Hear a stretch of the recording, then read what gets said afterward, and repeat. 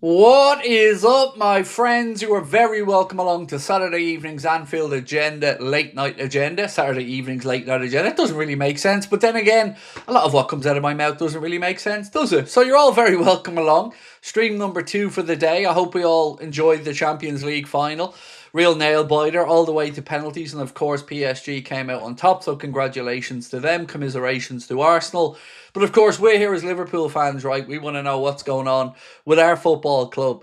It does seem as if everything is pointing in the direction of it being Diamonde and Iraola. I mean, I've been spending the time in between when we last spoke and now trying to just message a few people, try to find out, and I think everybody feels as if it is pretty much a formality at this point. I know Romano had said it was 1, 2, and 3, and look, I'll defer to other people's knowledge on this one because other people are going to have far more information on this one than I will. But for tonight's opening poll question, I just want to ask, do you think that Diamonde and Iraola will be a success at Liverpool Football Club? Yes, no, or unsure. The 3 answers. Grizzly, thank you so much, bro. Gifting 50 memberships. What a way to start off the stream. Absolute legend, mate. Thank you. So yeah, look, it is your show. I've had a lot more time, obviously, to process the news than I did this morning when I jumped on as soon as I woke up. And look, I have to admit, I've gone through a whole range of emotions over the day. You know, you never want to really celebrate a Liverpool manager getting fired because nobody wins in that situation, like I've said. But I'd also be a liar if I said that I didn't feel a huge sense of relief.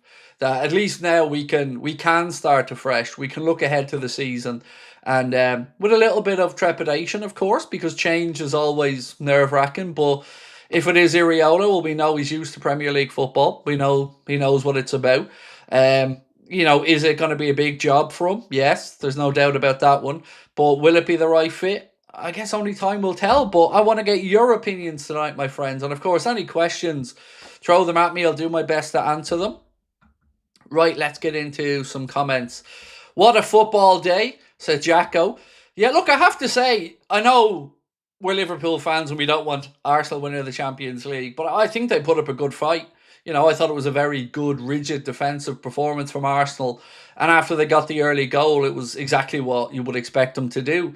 Penalties is always a lottery, and, you know, you got to feel for the players who miss the penalties. But, you know, what I would say to Arsenal fans if they're watching is, we've been in this position as Liverpool fans. We know that pain only too well. And I think that Arsenal team will come again. They are a good team, but hopefully so can Liverpool. And that's what we're concerned about, right? Is that Liverpool can come again. So lots of stuff being written about over the course of the day. And what Paul Joyce and some others have said is it seems to come as a surprise to Arna that he has been removed from his job. As early as this morning, I believe, was the first time he was told, according to some of the journalists. And yesterday evening, he was still confident that he was getting the support from the club. I don't really know what to say after that, but we all know how the day unfolded today. Arna was relieved of his duties, and yeah, this is where we are. Tiger Valley said, Dad's an Arsenal fan, watched it with him, had fun. I'd say he's gutted. Honestly, like, of all the ways to lose a cup final, penalties is just a heartbreaker. I remember listening to the commentary. I think it was Steven Gerrard said, you know, both sets of players will just want to go to pens now. And I was just thinking, really? I don't know. Penalties are a lottery at the best of times. If I was a player, I'd rather try and get it sorted out in the additional 30 than all the way to penalties. But yeah.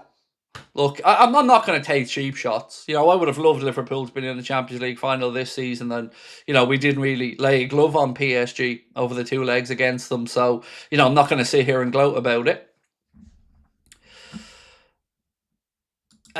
Scott, how are we, my friend? Member for 27 months, absolute legend. Never doubted you. Now we start anew. Thank you. Yeah, of course. Yeah, definitely we start anew. Look, it isn't about me. And this is something I wanted to get across this evening because I may have come across a little bit arrogant this morning, perhaps, because it was a sense of relief for me as well. You know, I've had a lot of stress on my own shoulders over the last few days, and I had to have a bit of a release. But obviously, as I've calmed down and processed it as the day has gone on, I still think it's the right decision. But, you know, I'm not going to be gloating this evening because, you know, when you fire a manager, nobody wins, it was unfortunately the right move and what the club needed to do. And now at least we have the summer to plan. So if it is going to be on Diamonde and Iraola, which by all accounts it looks like it is, well, at least now we know he can get the lads in, have a full pre-season. So the club acted at the right time if they were going to do it this summer. The earlier, the better. David said, "Hey Craig, keep your head up, mate. We all love you. Thank you. Thank you, mate." There was a good few comments earlier on that I was reading, laughing at. People saying, "Yeah, mate, a broken clock is right twice a day." And I just thought, look, I can't win, can I? You know? And then I started listing off things to them that I've gotten right over the last few years and then said, I must have a lot of clocks then.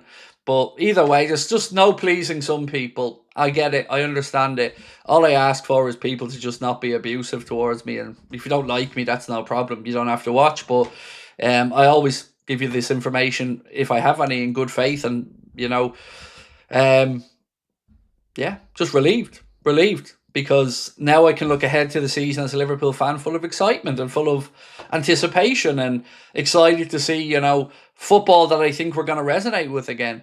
A brand of football that, we know Iraola plays, we know Liverpool fans like. Still expecting it to be a bit of a transition as you bring in a new coach. I'm not saying it's going to be faultless, but certainly got a lot of goodwill from my side coming to the new coach. Charles, so congrats to PSG and Enrique. Iraola will have an attractive philosophy that will bring that we've been missing. Bournemouth were easy on the eye, unlike us last season. It can only get better from here.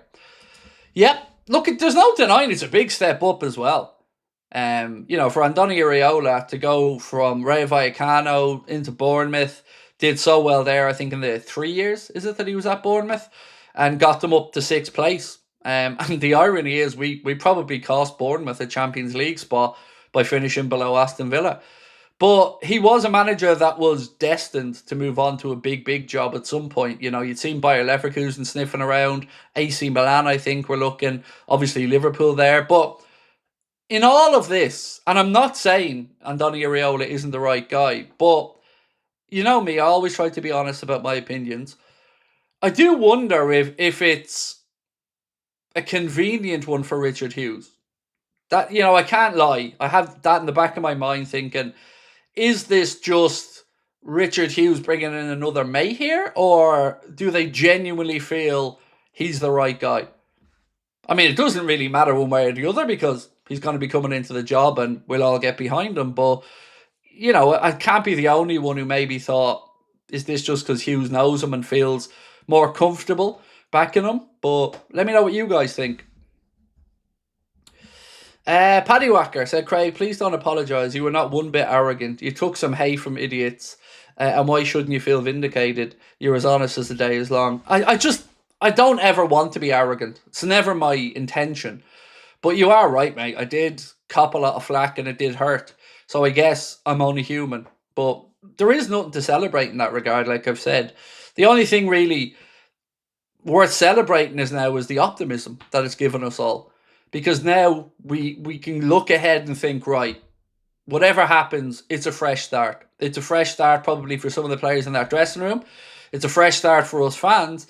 And hopefully it's a fresh start for the club as well moving forward. And honestly, I hope a lot of people from the club media to maybe the mainstream journalists, I hope there's a lot of lessons learned in this because none of us are perfect.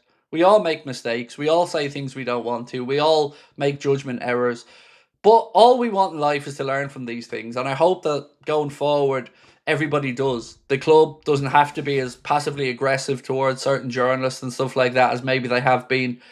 And I think the days of people just blindly accepting a narrative that's being pushed by journalists are probably over. And I think it's healthy. We should all have a thirst for more knowledge or question things. I've never had a problem with you questioning me because I think you should question everything. But there's been a lot of arrogance and I'm sure that some of these guys have been having a difficult day today. But I don't know what. Look, I'm not going to say much more on it than that. Will Luis Enrique get a new contract at PSG now? So that has been the question, Dark Ruby, and thank you, by the way, for 26 months with us. That's been the question that I guess has been kind of sitting at the back of my mind today. Like, everything really does point to Iraola. But, we all dream about Enrique, right? He is the dream. I just think it is Iraola based off all the information out there. I mean, speaking with people myself today after the news broke, they're hearing Iraola as well. But, on this one, I will have to just bow down to the likes of Fabrizio Romano and others because they have information I don't have. And I'm not going to come on here and bullshit you. But people I've spoken to today that are in the journalistic world certainly looks like that's the direction of travel for us is Andoni Iraola.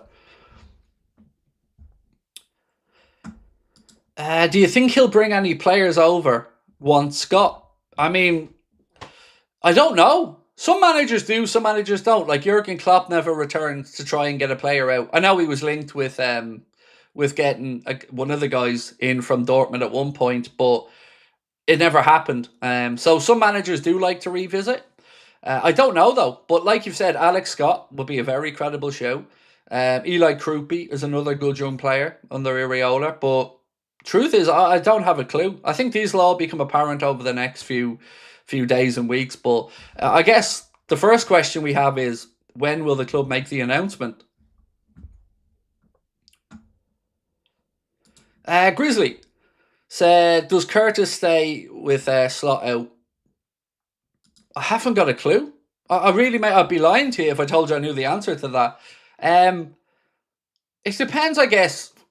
I'm sure he'd want to have a conversation with the incoming manager. Like, if you are a player who's on the edge or maybe considering leaving, you probably would want to chat because let's just say if Andoni Iraola said to him, look, I think you're going to be an important player, then maybe Jones changes his mind. I honestly don't know, but it seems like Canade isn't changing his mind. That's been quite widely reported today that Canade's been telling his teammates, the French national team camp, that he's not changing his mind.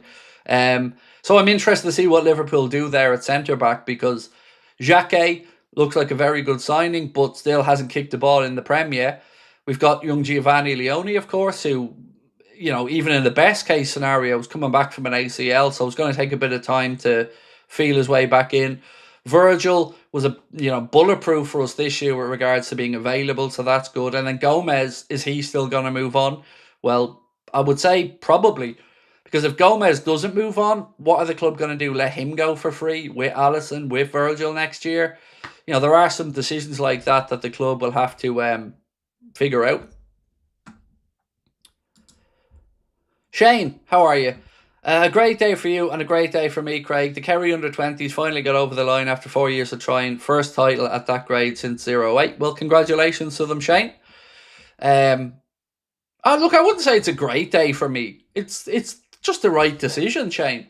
It's that simple. Like, this isn't an I win, other people lose type of scenario. It's just the right call. And that's the most important fact in all of this is we all, I know you're a United fan, Shane, but all of us in here are Liverpool fans and we want the best for Liverpool.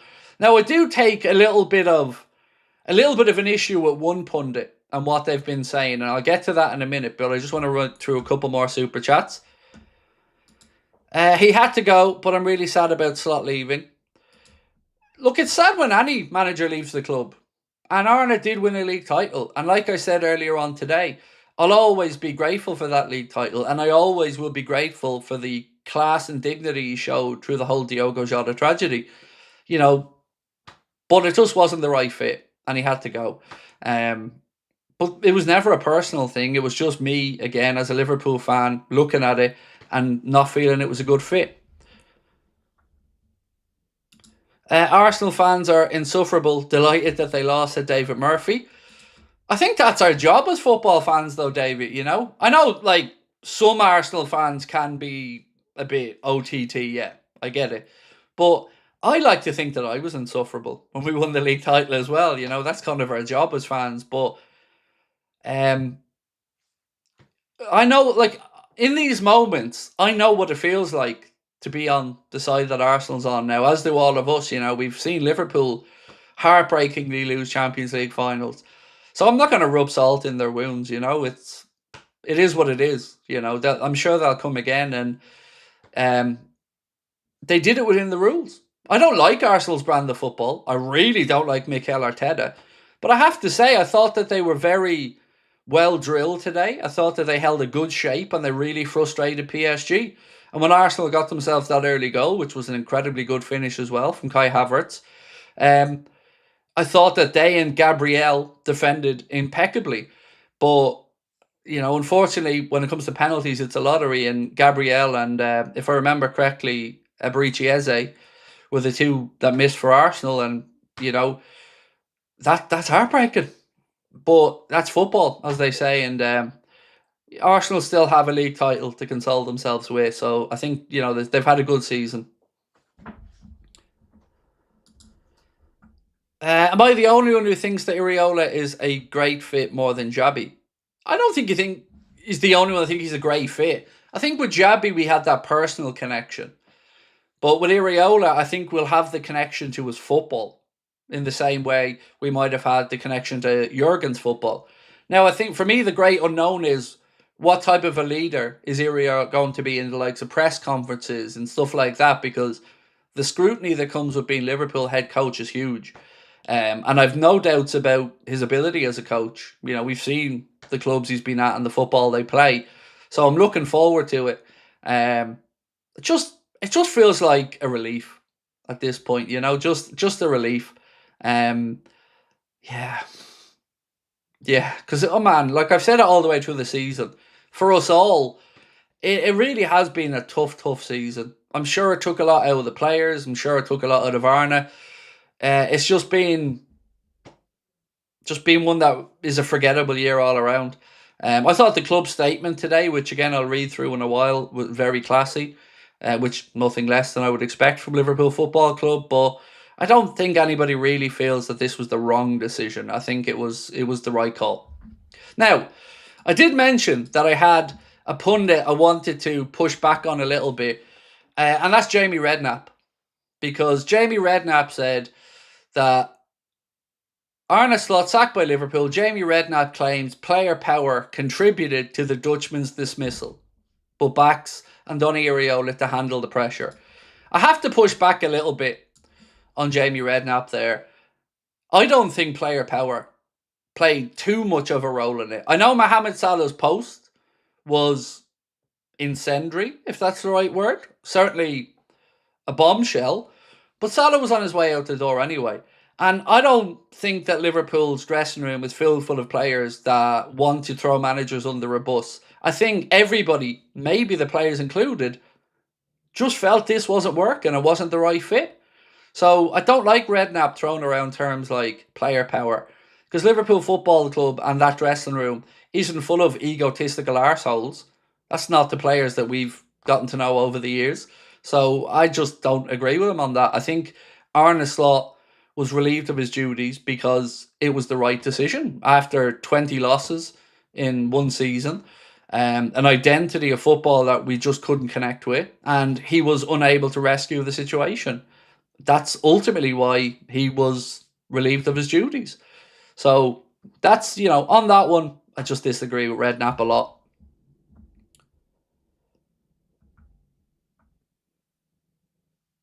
Mark said, my wife says you should gloat. You were right. I've no interest to gloat. I just didn't want to be abused. That's it. Sometimes in this, Mark, you feel like you just can't win.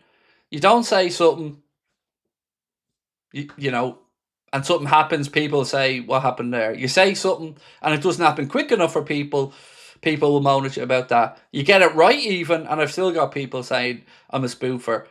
All I ever ask for is just a bit of respect. That's it. Because I think we try to, come on here as honestly as we can with the information that we have and don't have. But I'm not no interest in gloating. I probably did gloat a bit this morning, I have to admit. It wasn't probably the best side of me. But I'm only human as well, and I did feel a huge sense of relief. And I'm not going to lie, I did have a list of fuck yous that I wanted to go through. But that's all done and dusted now. Now we look ahead, fresh start. Lewis said, I suffer with anxiety myself. Trust me when I say, if the idiots in this chat wanted to fight your actual fans, it would be an army versus a couple of kids. Well, let me just correct one little thing, Lewis. I don't have fans, and I mean that sincerely. I have mates, and that's how I think of you all. We might not ever see each other personally. Maybe we do someday. Who knows? But I never want people to think I don't appreciate the good people. It's just that when you are insecure like I am, the things that hurt you are the things that you doubt yourself about. And if somebody is having a pop at you and you're feeling insecure, sometimes it does get to me and I do go into a dark place. I need to learn from that. I need to grow as a human being from that. But I know I have an army of people fighting my corner. And I'm so blessed for that. I really am. But you're not fans, you're mates. And I mean that sincerely. I'm no different to any of you guys. I'm a normal fella that, got lucky, worked hard, got lucky, met some cool people. And I just, what gets me is that people sometimes think you're in this for 8 years, you're running a channel, and you don't meet people, or you don't get a little bit of information here or there. It's a natural thing. You get to know some journalists, you get to know a few lower class agents, you get to know a few people in and around football clubs. And sometimes, sometimes you do get that information. And the thing that always upset me when I said a couple of weeks ago about him being gone was when I did the "I'm sorry I was wrong" video, was because it was the hope, and I said it at the time, it was the hope that I was giving people in saying it. When I felt like I had to backtrack a bit, it was removing that hope that killed me. Because when I got the information, I can't tell you the weight it felt. It took off my shoulders. I just felt like a new man when I could think, oh my God, our football club's getting back to itself. So yeah, thank you. Appreciate it. I love you all to bits, honestly. Frederick Clark said, love this day so far. We can look forward to next season. Love the community here. Thank you, my man. Our community is awesome. You're all genuinely incredible people. And do you know what? Before I even came down to do the stream earlier on, people were sending me videos of Twitter comments just full of Craig was right, Anfield Agenda was right, Craig was right, somebody owes him an apology. And I just thought, you know what? I don't give people enough credit. I said to people, if I'm right, come back and acknowledge it. And to be fair to a lot of people have done exactly that in the comments. And to those people, thank you. Sincerely, thank you. I'm no Billy Big Bollocks, but I appreciate you guys coming back in and just saying, fair play. That's more than enough for me. So thank you to that. Right, let's keep going. Which positions do we need strengthening?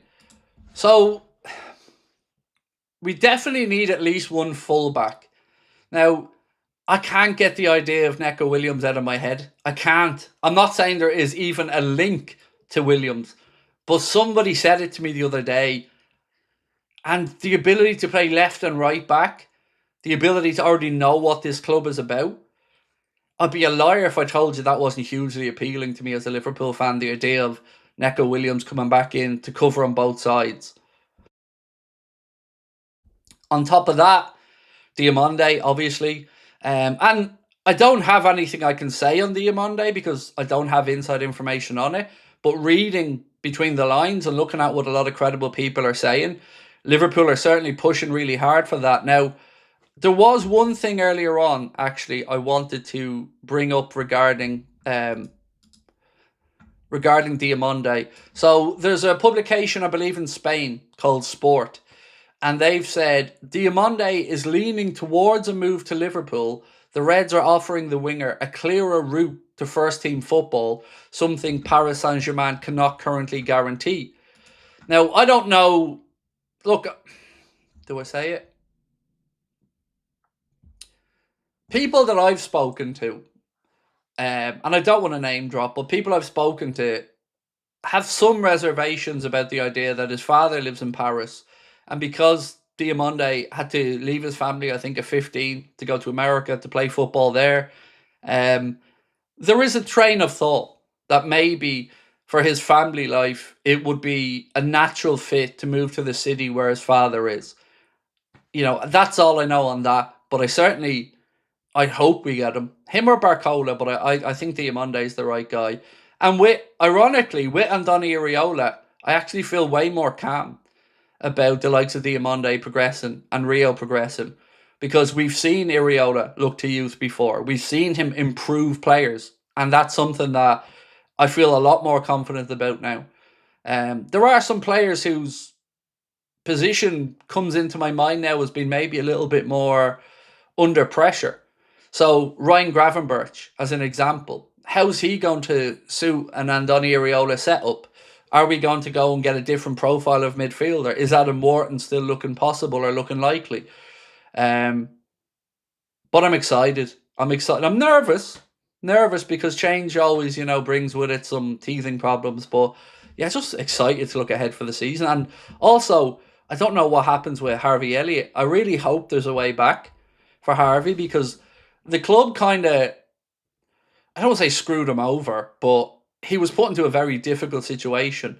Because remember why Harvey Elliott wanted to leave Liverpool. It was definitely with a heavy heart, because the kid loves Liverpool through and through. But he wanted to leave because he wanted to try, as maybe an outside chance as it would have been, he wanted to try and get into the England World Cup team. And we, with the deal we did, restricted that for him. So I feel like he probably deserves a fresh start. And I would imagine, as with most new coaches, when they come in, he'll want to have a look at everybody in pre-season and make his own assessment. I'm sure there'll be a lot of phone calls happening now as well. A lot of players wanting to speak to whoever the new coach is. But yeah, look, it's to call it a good day probably is a bit unfair, but it's a day that the club did the right thing.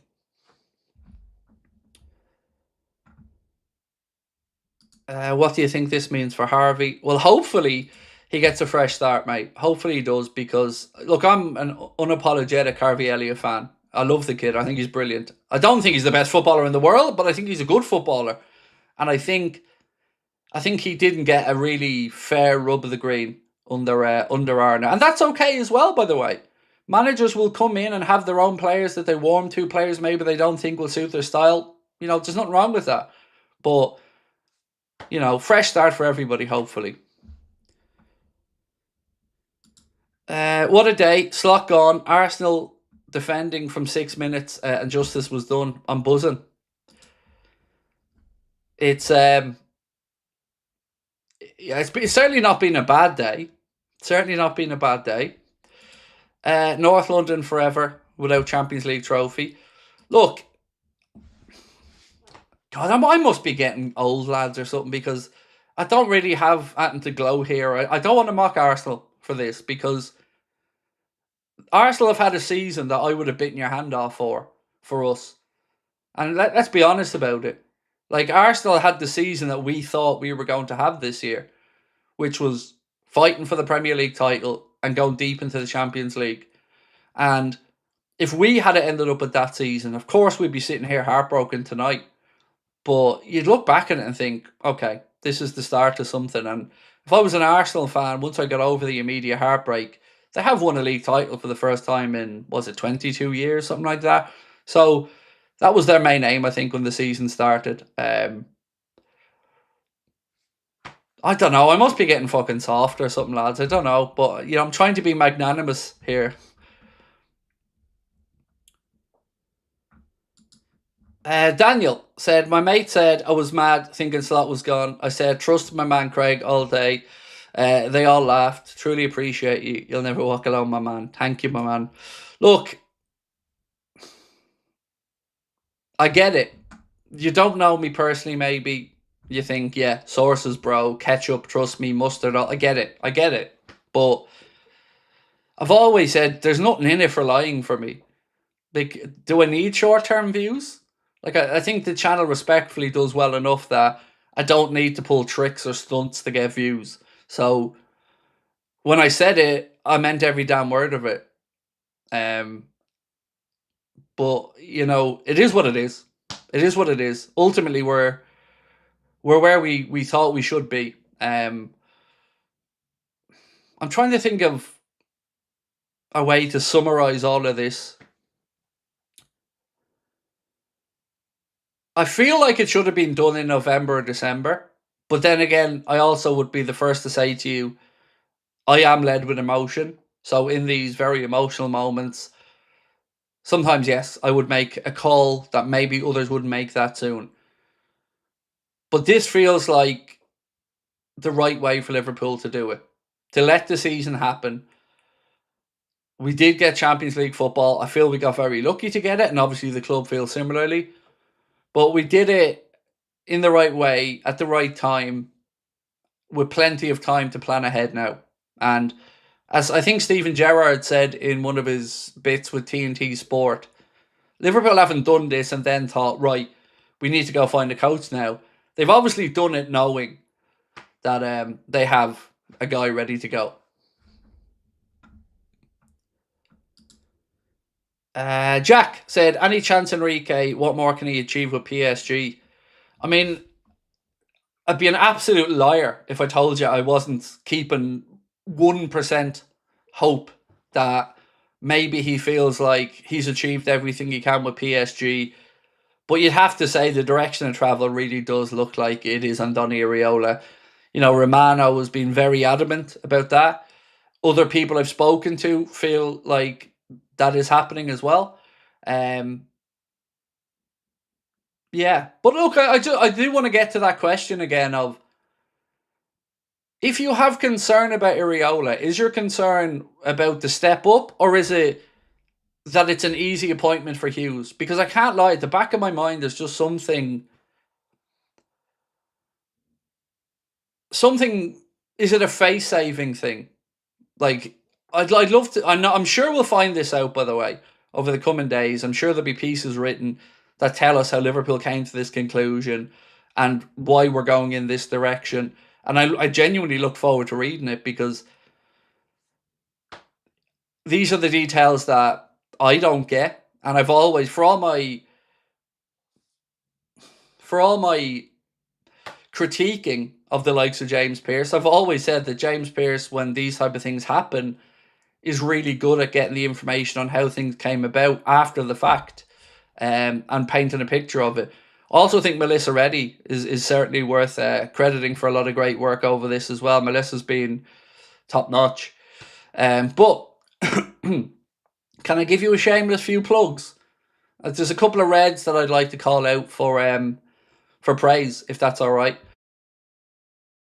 So I want to start off with some people that I've been in communication with a lot that have been very good to me, and that's Sam Maguire and Ben Bochak. Absolute gents, the pair of them. Chatting with them both today. Really good guys. Very helpful to me as well, and we all share information and stuff behind the scenes. So I want to start off by saying a big shout out to them. Also, I want to give a big shout out and lots of love to Anfield Index, who are doing incredible work around all of this stuff as well. To all the aggregator accounts, you know, LFC Transfer Room, Anfield Sector, Anfield Edition. Forgive me if I've forgotten anybody else. Credit to all those guys as well. Yeah, you know, there's a lot of people who have been really good to me and really kind to me behind the scenes, and I never want to not acknowledge them. And Eddie Gibbs as well, absolute legend. Appreciate all of Eddie's friendship and help as well. What's been your biggest problem with Arna? It's a really good question, man. Look, this is my biggest problem, right? So I'm not saying that this is the biggest problem. I'm just saying this was my biggest problem. My biggest problem with him was the real lack of understanding the fan base. I know maybe that's a bit arrogant of me to assume that he should, but when you become Liverpool manager, that connection should be the very first one you look to make outside of the dressing room, is to the Liverpool fan base. And it never felt like he wanted to get overly absorbed in it, if that makes sense. He always felt a bit distant from the whole thing. And the way he spoke about Liverpool at times almost felt like an inferiority complex. And it never came across like he believed he was managing one of the biggest institutions in world football. So that is the biggest thing for me. Now, the style of play is obviously, you know, there as well, but that's the one that I will always say I just never felt he was going to win everybody over. Even if results came back around, you know, maybe others, yeah. Maybe others feel differently, but for me, that was the biggest thing. Because maybe we've been spoiled with Jurgen. But I also loved Rafael Benitez. I also love Gerard Houllier. Obviously, I love Kenny.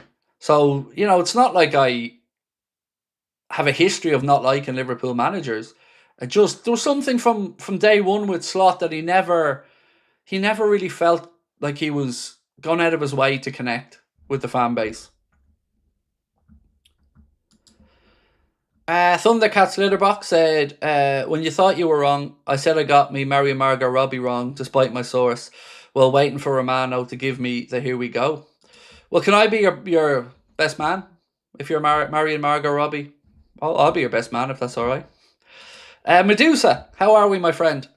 Worst Champions League final I've watched in years. So happy for PSG. Absolute haram ball to low block and defend from the 6-minute full-time whistle.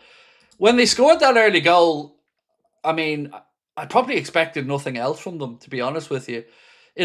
Sometimes an early goal can ruin a game of football, depending on which team scores it. So, if PSG scored the first goal, I think that game becomes sort of a different game. And maybe Arsenal don't really fully open up, but I think, Arsenal didn't win enough set pieces for me. What did they have in the game? 3 corners? 3 corners to, I think it was 3, to Paris Saint-Germain's 11 or 12. Arsenal should have been looking to get themselves into positions to make their dominance count. And that is one of the areas that Arsenal excel in, is those set piece things. I didn't think they utilised that enough. And I have to say, I thought they were going to win the penalty shootout, but even when PSG went 1-0 down, I knew they were going to score a goal. They're too good not to get something. But look, I just hope nobody gets any abuse about it. I hope Mascara doesn't get any abuse. I hope Eze doesn't get any abuse. I hope Gabriel doesn't get any abuse. Because footballers in these moments, they're not trying to miss. They're not trying to fuck anybody over. So yeah. And I actually say, I thought Gabriel was amazing. Up until obviously he missed the penalty, but I thought he was a rock at the back there for Arsenal. The amount of blocks and stuff he was getting in. Football doesn't have to be this open end-to-end thing. It's what we love. It's what we like. It's what draws us into it. But you got to appreciate a good defensive structure at times, as much as it's not as easy on the eye. I'd love Liverpool to have a defence that rigid and solid. Obviously, I'd want a bit more fluidity in attack that Arsenal show, but it's a really well-drilled defence.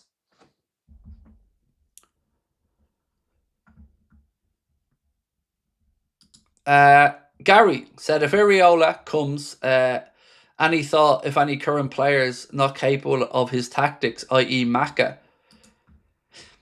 So my doubts on Maka's future anyway. I don't know. Do you know what, Gary? I'm not going to lie, mate. I don't know who I'd have concerns about at this moment in time.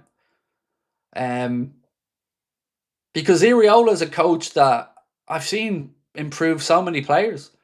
I mean, I'm sure you've all seen the clip of Antoine Semenyo talking about he had doubts at first when Iraola came in, but very quickly bought into the methods, and, the rest is history, as they say.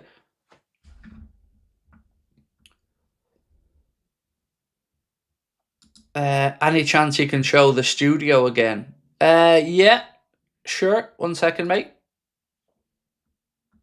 I'm sorry, it's not a widescreen video. It's just a quick one my wife took one day. It's cleaner now, the studio, but yeah, I'll share this, so bear with me.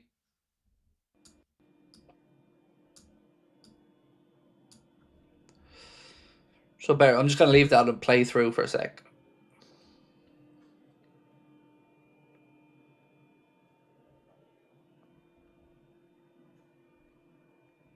And actually, I've changed that chair as well, the one that's in that video. I have a black version of the chair I'm sitting on now.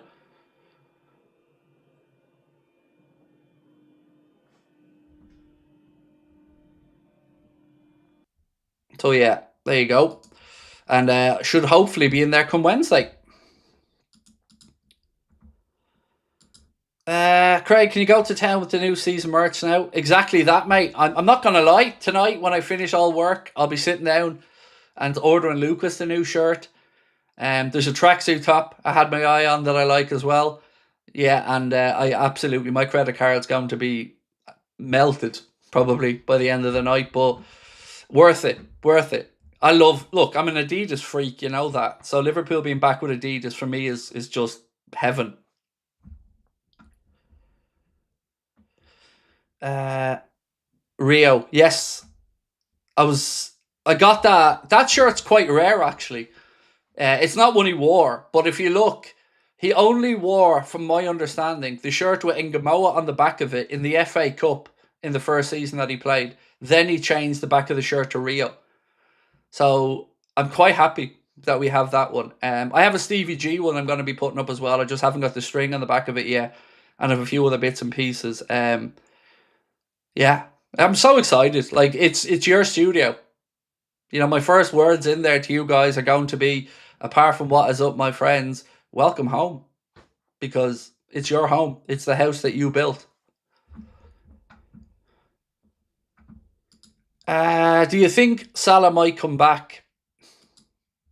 I don't think so. And the reason why I'd say I don't think so is because deep down, I think Edwards is probably happy to get that wage off the books.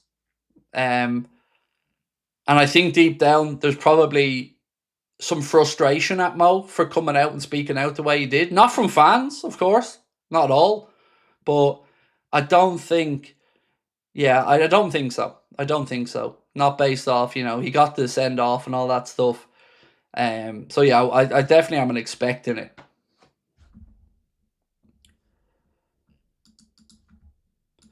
I'm sad Ibu's going. Yeah, I mean, I have to say, that kind of surprised me a little bit.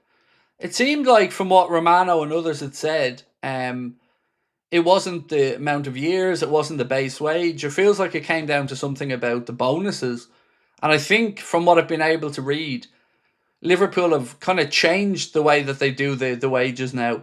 We used to highly incentivize contracts, but now I think they're going for a higher base salary, with maybe less add-ons and stuff. Maybe football is just changing.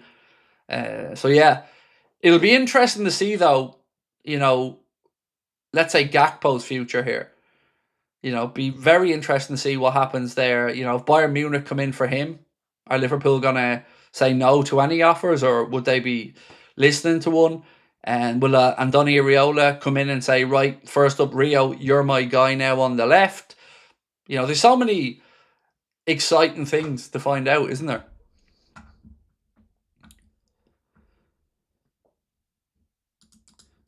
Will Iraola join if he has no control of the team moves? Yes, he will, because he comes from a setup on the continent where sporting directors are commonplace.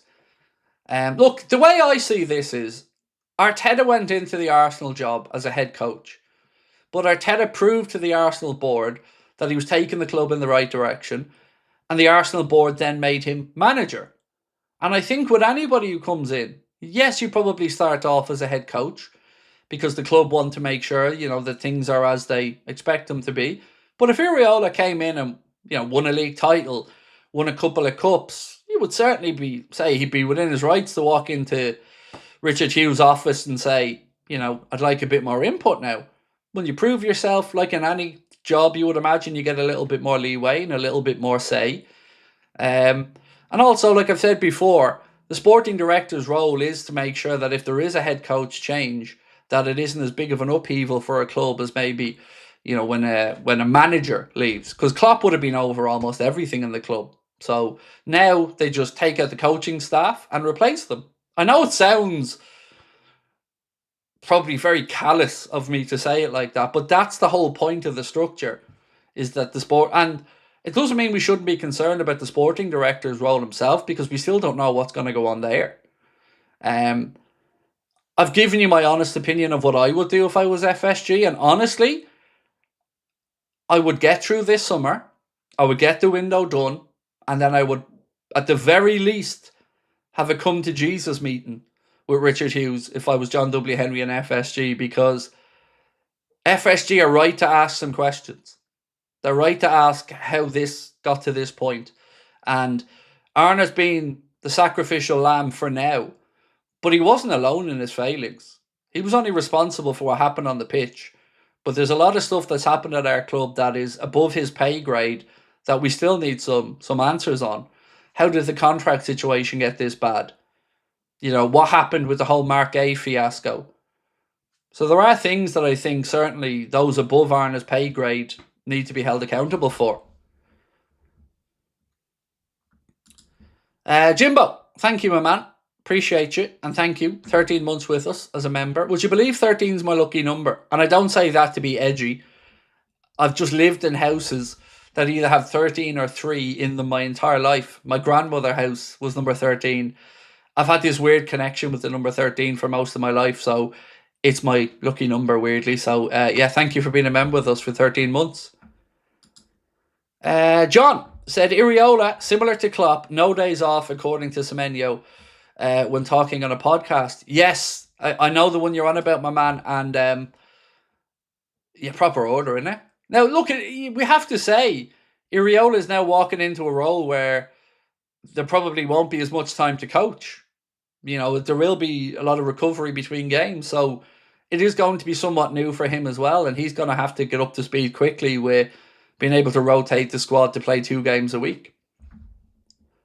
But I dare say, if there's one thing I'm expecting now, if I was somebody like trainee only, I'd be buzzing today with the news that Donny Iraola looks like he's coming in. Like, if I'm a Rio, a trainee only, I'm excited. I'm excited about the idea of a coach coming in now that has proven pedigree for bringing through and improving players. Iraola will succeed if we give him the tools to do. Look what he's done at Bournemouth. Like to see what would have happened if he replaced Klopp. Do you know, for me now, we had a 2-year period with Arna, right? I know we're all full of emotion at the minute, but when all is said and done, and we talk about this in 2-3 years' time, I do think we'll reflect a bit more kindly on the era for Slot being here. It took a nosedive and it didn't finish how we would have wanted to. But if you said to us when he came in, and look, I know everything needs context, I'm fully aware. But if you said to us when he came in, a league title and a cup final in 2 years, I dare say it would have at least been a conversation. But of course, it's the way it happened. Year 1 was so much more promising. And then when you backed that up with a huge transfer market, the expectation levels of fans ratcheted up another level. And I do think that outlay for the club in the summer probably led to more of the frustration and anger we've seen, because it's not like we even stayed level. We finished 24 points worse off than we did the season before. And that's just, and didn't even have a deep run. Like, didn't get past the quarterfinal of a single cup competition.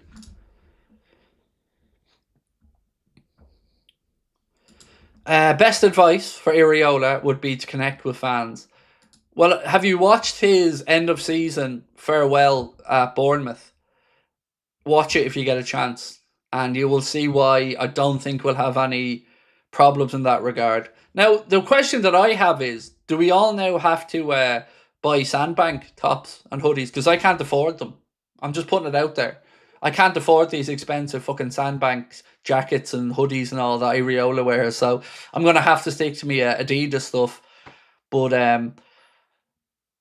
yeah, I hope he wears tracksuits on the sidelines or something like that. Because I didn't like seeing Arna in navy. And it's a personal thing, nothing against Arna. I just hate the colour navy, so I didn't like seeing Liverpool manager standing there in navy.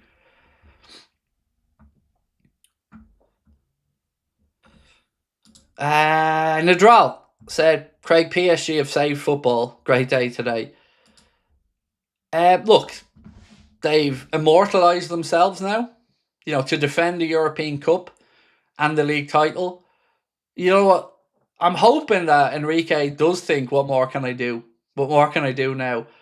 But I honestly think that 4-year contract will be put down in front of him. They'll probably sign it. But they've just underlined that last year was no fluke. Not that anybody thought it was a fluke. They were absolutely head and shoulders above everyone last year. And I wonder where it feels a bit like after the Lord Mayor show here, but there's something about the route to a final as well that I think gets overlooked. Arsenal did have an easy route. And yeah, they still had to beat what was in front of them. But PSG have built confidence as well going through those rounds and knowing that they've knocked out the creme de la creme time and time again. So you have to say they're worthy champions. The irony of them winning it with young, hungry players versus, you know, the Galactico superstar era they had before is funny, but it's yeah, it's their trophy, and congratulations to them.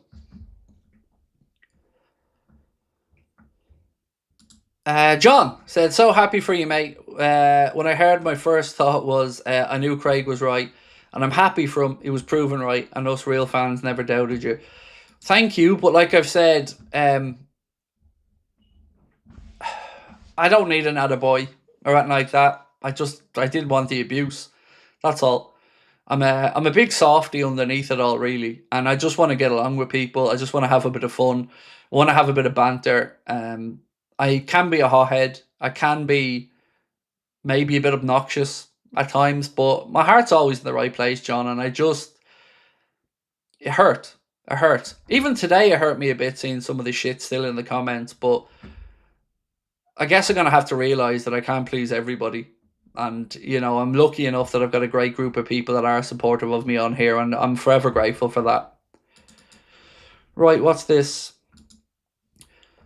So, Lewis Steele saying, interviewed Justin Kluivert earlier this year, and he said this on Liverpool contender Diamonde and Iraola. Everybody always says, Bournemouth, yeah, very tough team to play against, but none of that is luck. We're beating these teams because we are the better side. We are a special team. I have a good feeling we can continue to show something beautiful this year. In the summer, we lost very important players, so it was like, okay, how's this season going to be? But from the first moment, we really believed in the team we had, believed in the coach with no doubts. You see it now. Lovely. The manager is a foreigner. He came here, and it's not easy for coaches to come to England and think they can change the game. But he is doing that and doing a great job. I played against his previous club and loved how they played, the intention, the pressing. He had a rough start with a lot of losses, but the club believed in him. We believed in him, and that's paying off now. He's improved my game significantly. Is that the right word? He played me in a different role, so I thank Andoni for that. He had a good vision. And I'm expecting some errors from our play as well. So, you know, we said this earlier on in the day. I don't mind if we're a bit ropey at the start, because now I fully accept we're in transition now. New coach, more new players coming in, some players that didn't really probably settle as well as they wanted to last season. So yeah, now you look at it and you think, okay, couple of good additions, get back to an identity that we recognise, that, you know, front foot football. But I'd be licking my lips if I was a midfielder in that Liverpool dressing room. Like if I'm Dominic Szoboszlai right now, I am licking my lips at the idea of the role that Iraola will probably have him in. Like for me this season, I'm going to be putting more money on midfielder scoring because he loves a late run. He loves a third man run. Um, yeah, he's very clever, and I'm very intrigued to see how quickly he can get his methods across, and maybe how similar some of the players relate to maybe when Jurgen was here.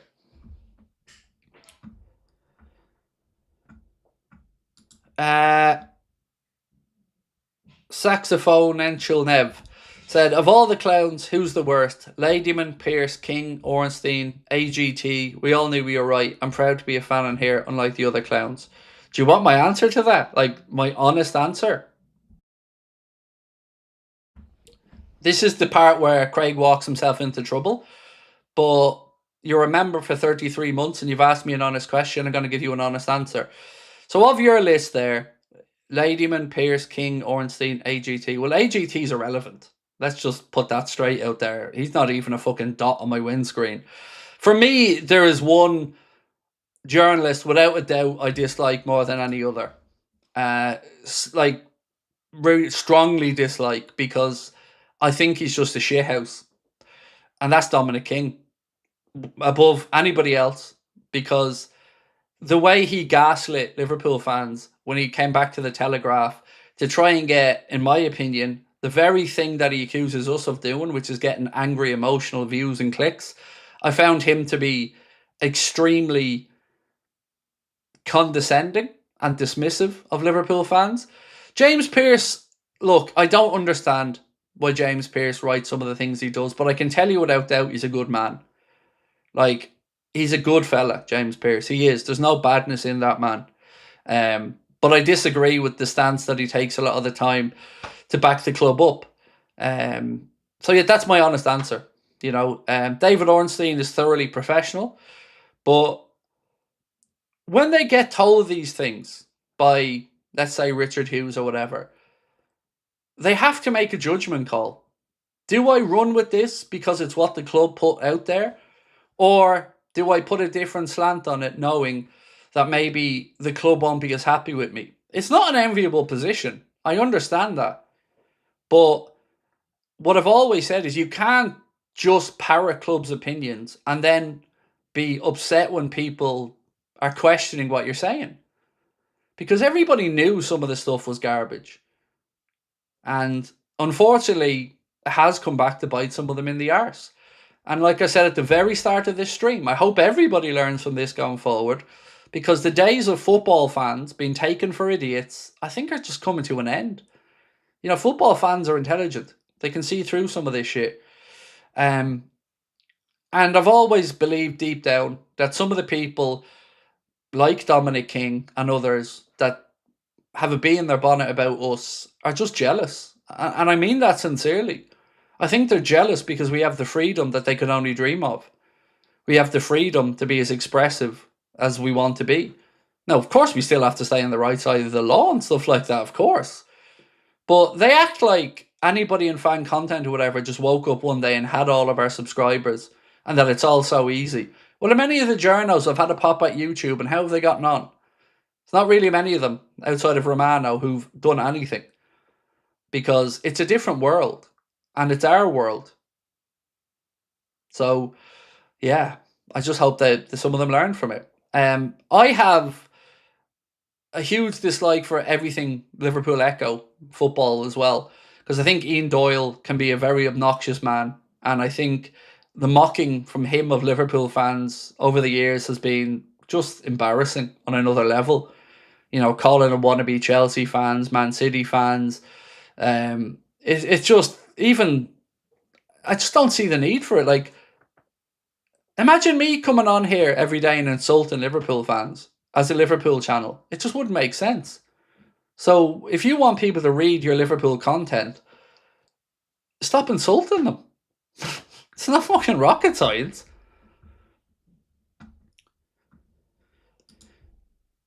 The night script. Hi there. You were right, Craig. Do you think Iraola will have the same Kickstarter slot? Work at what you have, and then we'll see. Maybe one centre back added. No, I think the club will have their recruitment plans in place for the summer, and I think they will push ahead. In fact, I'd be very surprised if we don't get one or two in the door before the World Cup. And I'm not just talking about from a Liverpool perspective. Yeah, I just yeah. Sorry, I got distracted by a comment. Michael said, "Great, you must go down as YouTuber of the year, Craig. You've got something so accurate, makes so many people happy." I mean, in the fan base. Look, I'm happy for us as fans that we get to look forward. That's it. I don't care about being right, because I knew I was never lying. I can be wrong at times. Not everything I will say will work out to be right, but I knew I had it from good people, and I knew I wasn't making it up. And that's all I can do. And I'm going to say it now. I'll probably be wrong in the future, because football's a mad business, Sometimes you can get a piece of information and 12 hours later, it's changed. So, I'll always say mistakes happen, and if I do ever make them, I'll put my hands up.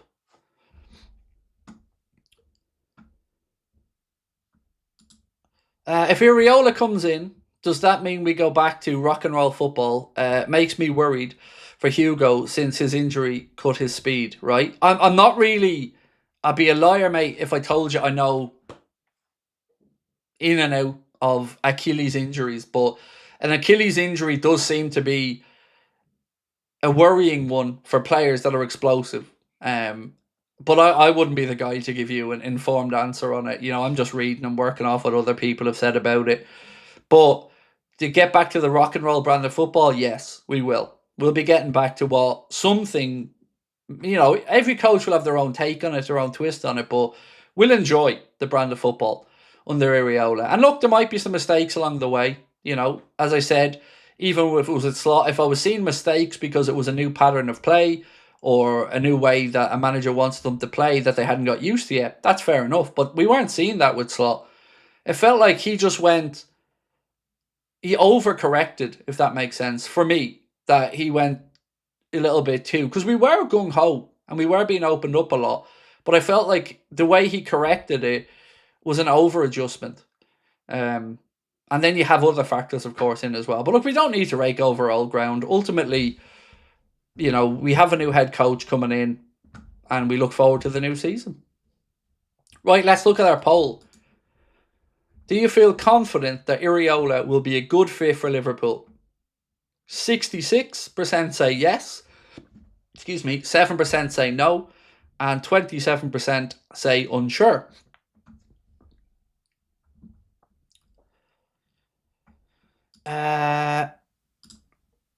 Hugo, Ekati cake.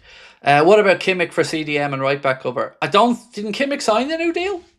Forgive me if I got that wrong, but I have a recollection that he signed a new deal at Bayern Munich last summer. So I don't think he's going to be an option, but he's a great footballer. What do you think happens with Endo?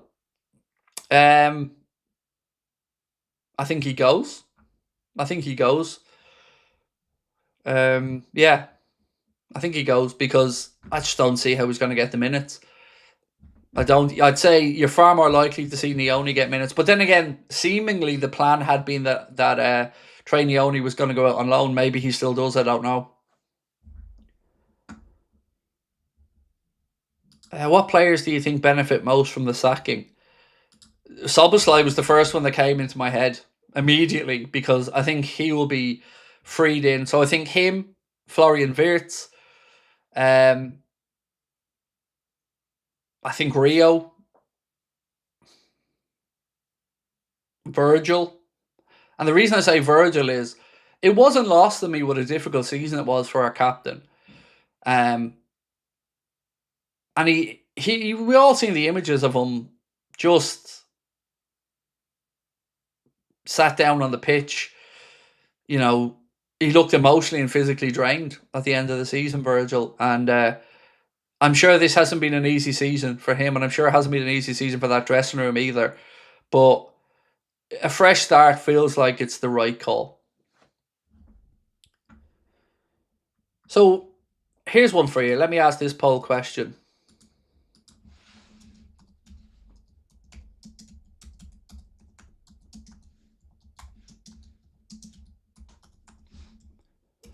I don't know the answer to this question, so I'm genuinely asking it as a question.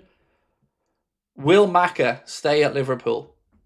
Let me know on that one, yes or no. And I'm not trying to lead you with it because I don't know the answer, but I've seen a lot of people say they think Maka will benefit from Iraola's style of football and him coming in, so I guess it just felt like a natural question. Do you think he stays? Like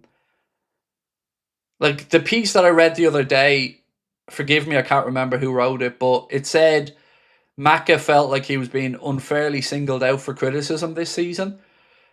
I don't think he was unfairly singled out. I just think he didn't have a very good season. He wasn't on his own by any stretch, but I do think it was, to this point of his Liverpool career, the worst season he's had so far. But what I don't know as a fan is that an anomaly or has his standard dropped a bit? I don't know the answer to that question. But of all the midfielders, he's the one that I think Liverpool could look to cash in on and not really destroy the squad if they wanted to raise money to bring in another big player. Because he's 27 now, heading for 28. You look at the age profile of that midfield. You've got Gravenberch, you've got Szoboszlai, you've got Nioni. Curtis Jones still there. What happens with him, I don't know at this point. Does he still go to Inter or not? So Mac has always felt like the one that if we were to sacrifice a big sale, I thought would have been probably the one they look towards. And then when his dad said, I think it was the Win All Sports or some Argentinian outfit, that there would be no conversations with the club yet about contract renewal. And there was another line that his dad said, which is something like, we haven't spoken publicly to any other clubs yet out of respect for the Liverpool fans. It was something along those lines.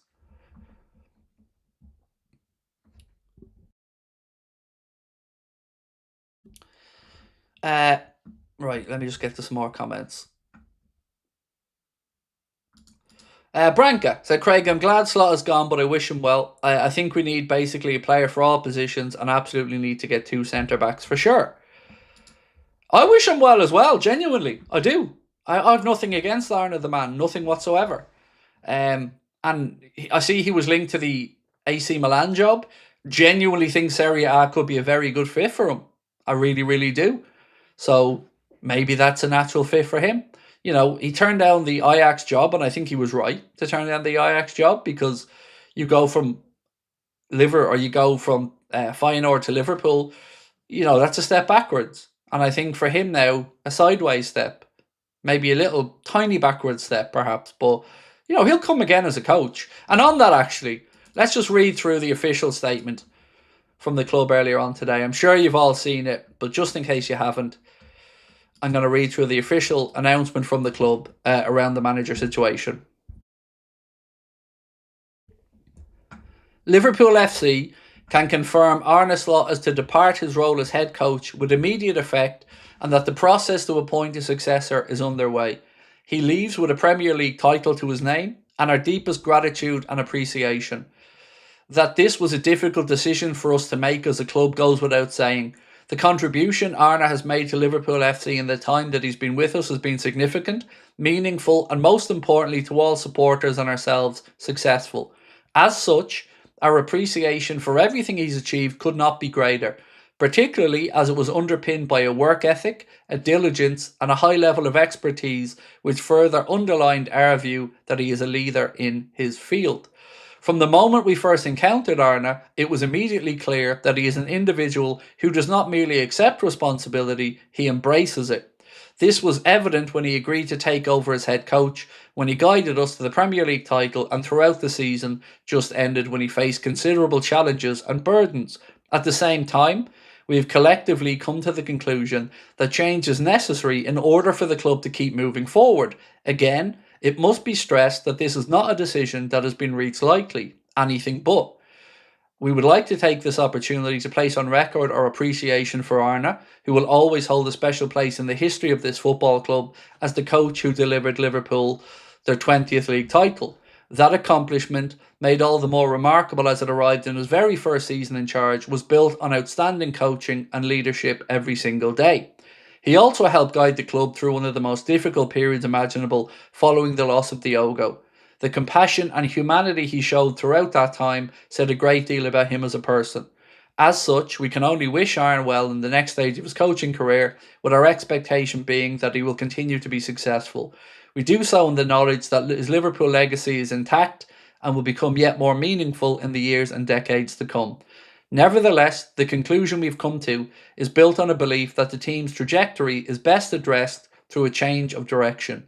That does not diminish the work Arne has done here or the respect we have for him, nor is it a reflection of his talents. Rather, it's indicative of a need for a different approach. Arne leaves with our gratitude, with a Premier League title to his name, and with the knowledge that he and his family will always be welcome back at Anfield. I think that was classy from the club. And look, I'm not going to be a hypocrite and say I'm not glad he's gone. I am. But I've always said this. The man was the epitome of class through the whole Diogo tragedy. And I mean that sincerely. Whatever we talk about a connection with the fan base or the style of football or whatever, he carried our club with dignity, and he walked into a very difficult dressing room. And for that, he will always get credit from me, because he was very statesmanlike and very dignified in that whole era. So on that one, I genuinely do want to say yes, fully agree with the club. I do disagree with the club on one little line in there. They said, where was it? From the moment that we first encountered Arna, it was immediately clear that he is an individual who does not merely accept responsibility, he embraces it. You know, I respectfully slightly disagree with him embracing responsibility, because if we're to look back at his press conferences over the course of this season, I don't think he was accepting responsibility enough. I think there was a lot of deflection going on there. But I understand, of course, the club have to be dignified in the way they deal with it, and rightly so. So do you think Slot wrapped his head in cling film? Yeah, no. Slot's gone, and some soft lads will be crying, not getting their fancy holidays mid-season. 7 days a week from now on. Get to it or get gone. So yeah, I didn't like to see, and I mentioned this, by the way, throughout the season, to see the other day that the likes of Maka, maybe Szoboszlai and Jones were a little bit unhappy with certain things.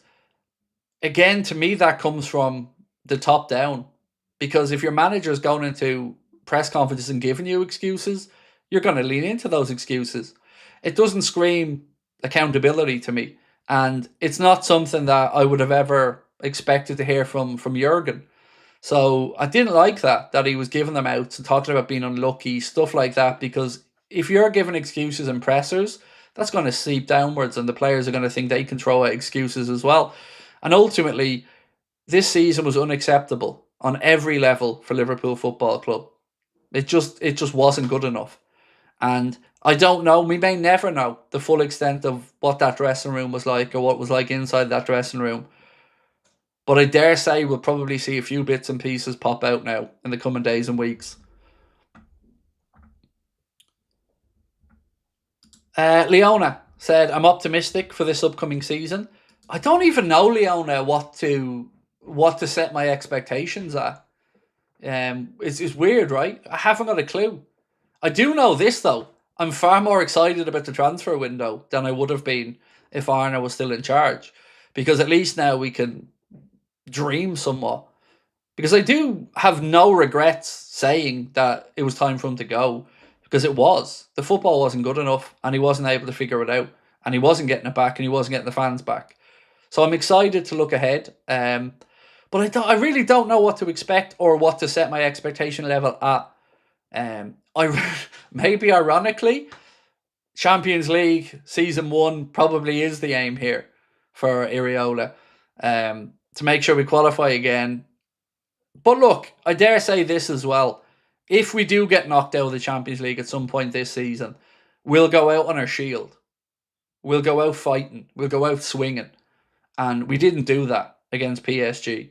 We didn't do that until maybe the second half of the second leg. So I'm definitely expecting us to be more ballsy moving forward. None of those idiots who doubted you are here tonight to apologise, are they? Love you, Craig. Now, to be fair, some have, and I've seen some in the comments on the YouTube video from earlier on as well. Now, of course, there are people still being assholes to me, but I want to be fair about it. There absolutely have been people that have said, you know what, I thought you were full of shit, but fair play. And cool, that's fair play to them. I appreciate that from them.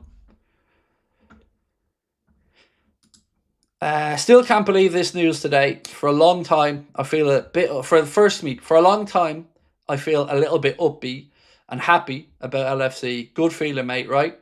At the end of a storm, there's a golden sky. Always happy. Also happy for the studio. Yeah, look, when you don't feel optimism or hope as a football fan, there's nothing left.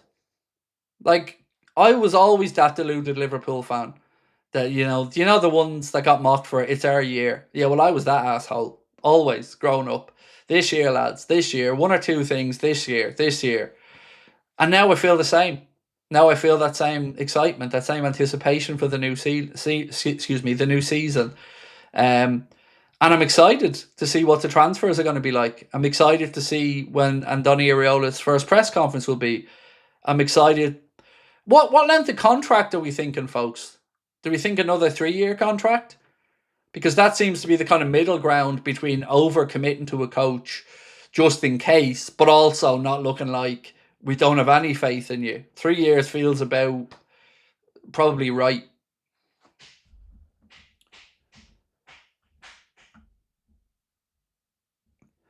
Dalgleish said, I have a text chain with my bro to prove this. When Gabriel was stepping up to take the pen, I said, 1994 World Cup final, Rose Bowl. He's going to Baggio it. Champions of Europe. He'll never sing that.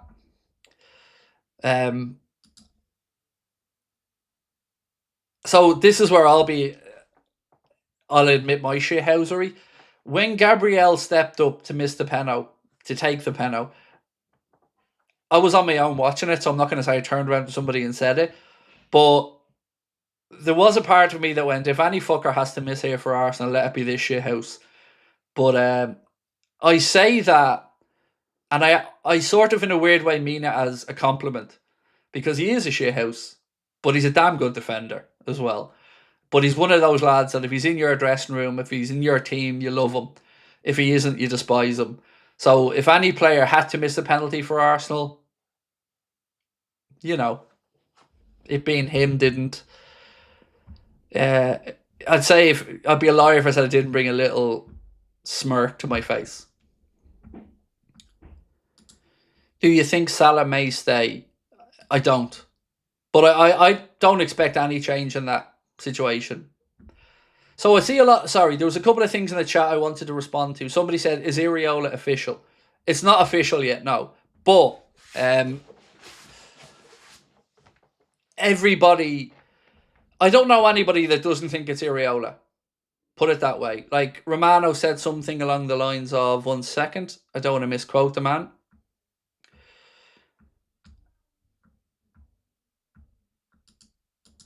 One second. Where was it? So he said, Andoni Iraola set to become the next Liverpool manager as revealed earlier today. The negotiations will move forward quickly to get it done with formal steps, but Liverpool decision made. Iraola will be the next manager. David Lynch said Liverpool hoped not to have to make a change, but decided they now need a manager who can offer a more front foot, urgent style of football. For that reason, Andoni Iraola in the frame. So you'll notice in all the journalists I've been calling out lately, I haven't called out David Lynch because I don't like that me and David Lynch don't get on. I don't like it one bit. I like David Lynch as a guy, but it just didn't work out because I was a bit too vocal towards some mates of his that work in the media in my distaste and my dislike of them. But I have the height of respect for him, and I wish it didn't get to that shitty place, because I've seen over the course of this season what I always knew in David. An honest guy. Somebody who, of all of them, I felt got closest to saying a change is needed. And he did in his, I think it was his final bit of analysis, the final home game of the season. He said, like, basically, I'm putting words in his mouth, but something along the lines of, it feels like a change is needed now. And, you know, I wish that hadn't happened between the two of us, because I felt like it was nothing to do with him when I was having a pop at the likes of Gorst and Doyle. But I also understood his side of it. I just wish it didn't happen, because I like David Lynch, and there was a reason we wanted him on the channel, and there's a reason we waited for him to come on the channel, because he was the journalist that I had the most respect for. So yeah, on that one, I want to give him his fair dues as well.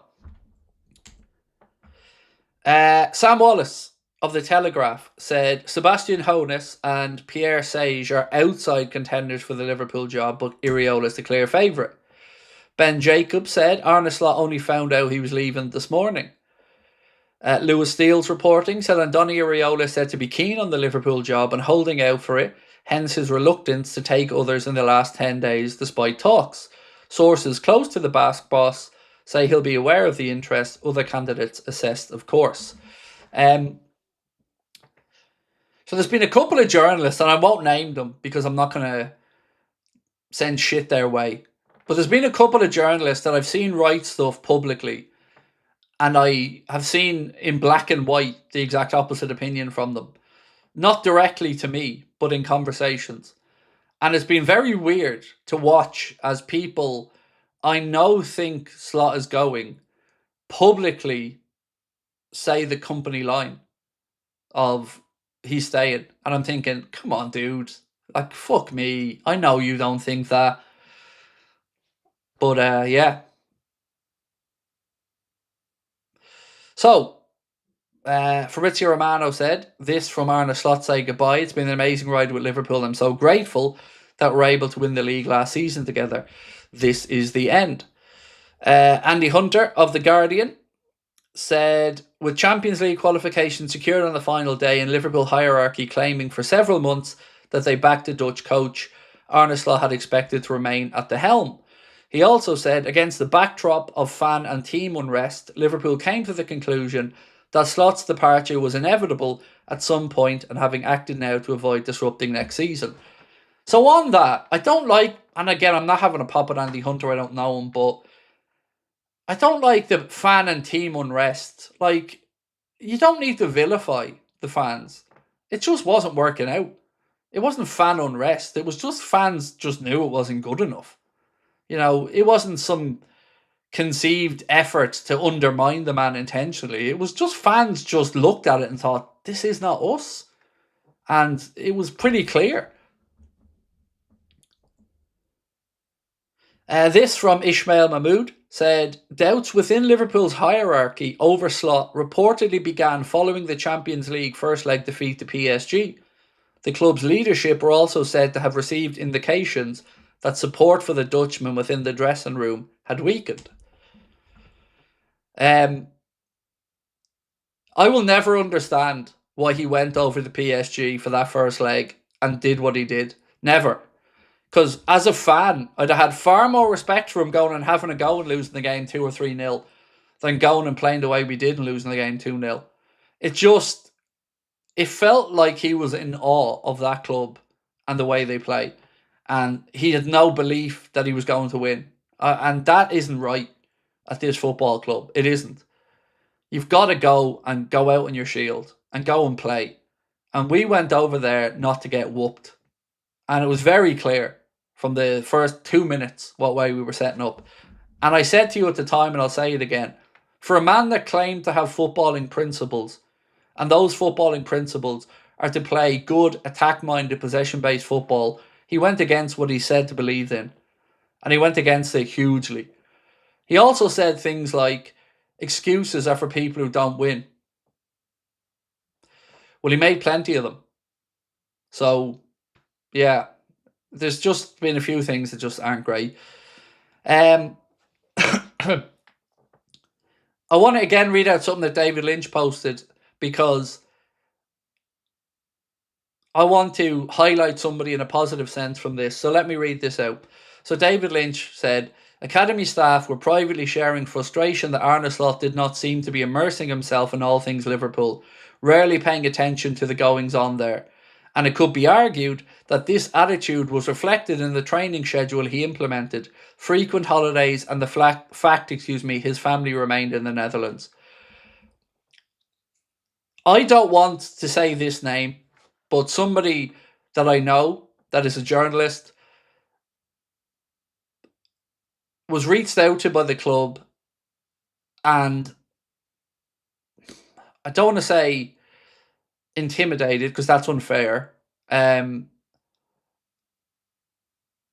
leaned on to retract something that they wrote. And it angered me greatly because I know this person sourced the information very well. And I know this person isn't a liar. And I know this person was right. But people keep underestimating keep underestimating how snide this football club's media and PR team can be.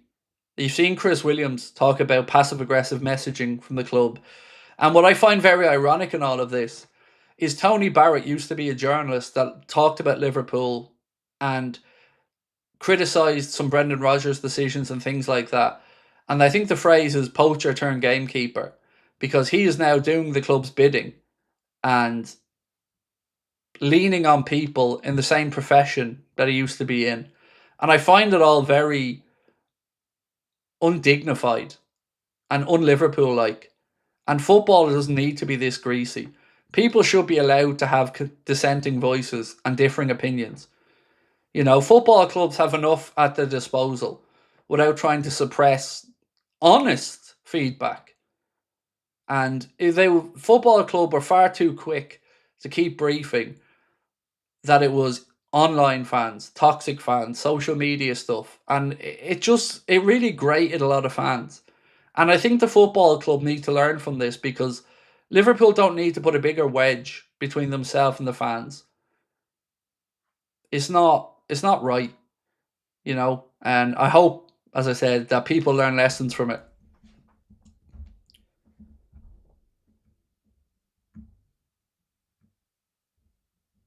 What else we got?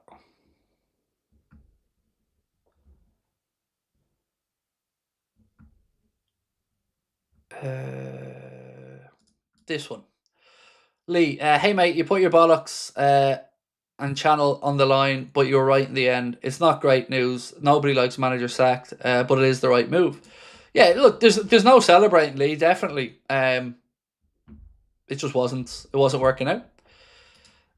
Jonathan said, "Hey, Craigo, hopefully we get our identity back now."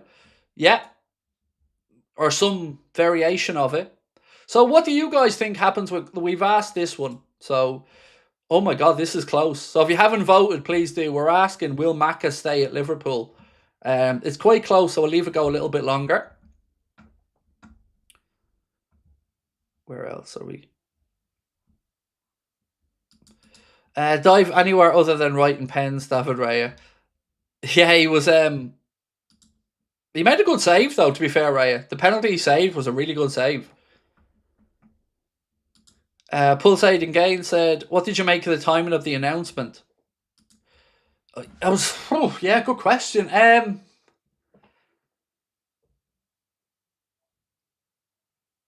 It's the right time. It's the right time. You know, the later they let it go, the more work it was doing for the next coach. And we all want, if it's Iraola, fair enough, but whoever the next coach is, we all want that coach to have as much time as possible. And it's already going to be a shortened summer with the World Cup. So at least now everybody can get their ducks in a row and move in the right direction. So I think the timing, if they were to do it, is the right time. The biggest issue was how he enabled the partying. It was so very tin pot to allow that to go on when the season was still playing. I could never imagine that in any other era of Liverpool that would be allowed to go on. Yeah, so that was weird. All right, definitely. Hi Craig, very late to the chat. So glad to hear the news. You were right, and hopefully your mind is set back too. I was actually a bit worried about you a few weeks ago, as much as thinking Slot was staying. We love you, Craig. Thank you, Paul. So yeah, definitely went into a dark place for a few days. I really did, because I'm not afraid to be wrong, but I'm afraid if people think I've lied to them. Because I've said it from day one, and I'm a simple man. My reputation means the world to me. It's all I have in this world, apart from my family, is the strength of my word. If I say I'm going to do something, I will make every effort to do it. And if I can't do it, I'll tell you why. And if I say I have information on something, I say it with good faith and haven't worked as hard as I can to get the information. So I was only sad that I'd removed that hope from people when I said, I was wrong, because that hope meant so much to me when I found out. and it made, and even today, like I feel like a new lease of life that we can look forward in excitement now for the new season. So you're gonna buy the new kit now? I'm probably not, but for a different reason. So for me, I'll buy it for my son. I'll probably buy it for my wife. But I'm losing weight at the minute, so I don't really want to. I don't know what size to be getting. Um. So yeah, that's the honest reason. Like I bought when all the new 1996 retro stuff came out. I bought purposely 3 items a size down, and I hope to get into them. So I'll wait and see what the away and the third kits are like. But certainly going to be doing some shopping tonight for the fam. Yeah. Sorry, just bit of an overwhelming day this one.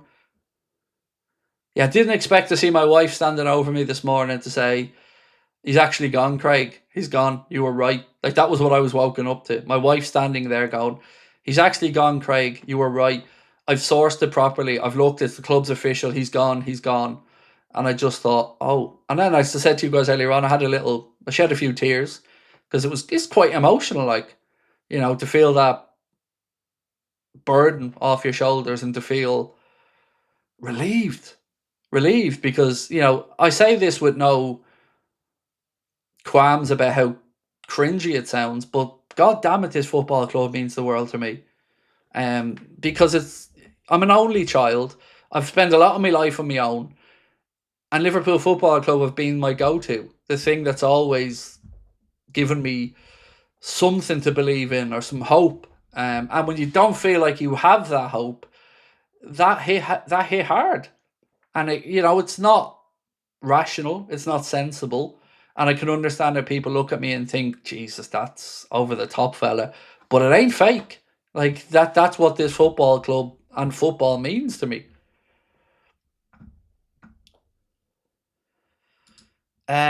Maxi said, how are you, Craig? I'm so happy Slot is sacked. Stay strong.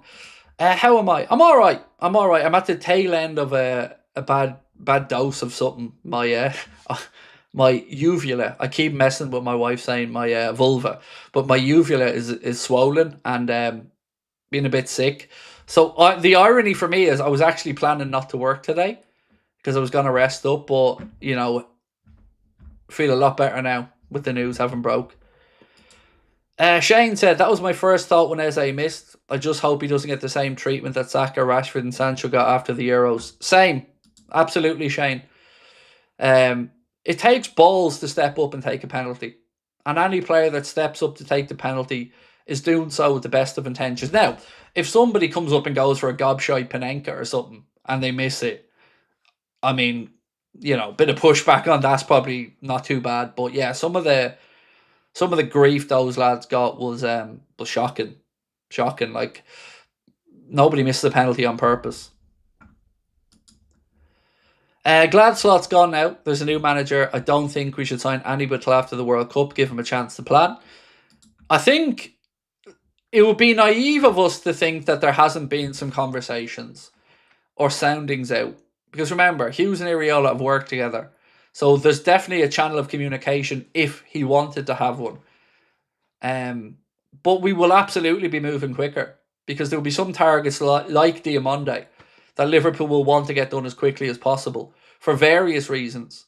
To try and steal a march on other clubs. And obviously, you don't want any of your potential targets maybe having an incredible World Cup and then the price going up 10 million. So I do think Liverpool will look, and not only Liverpool, I think all clubs will be looking to get some business done as quickly as they can.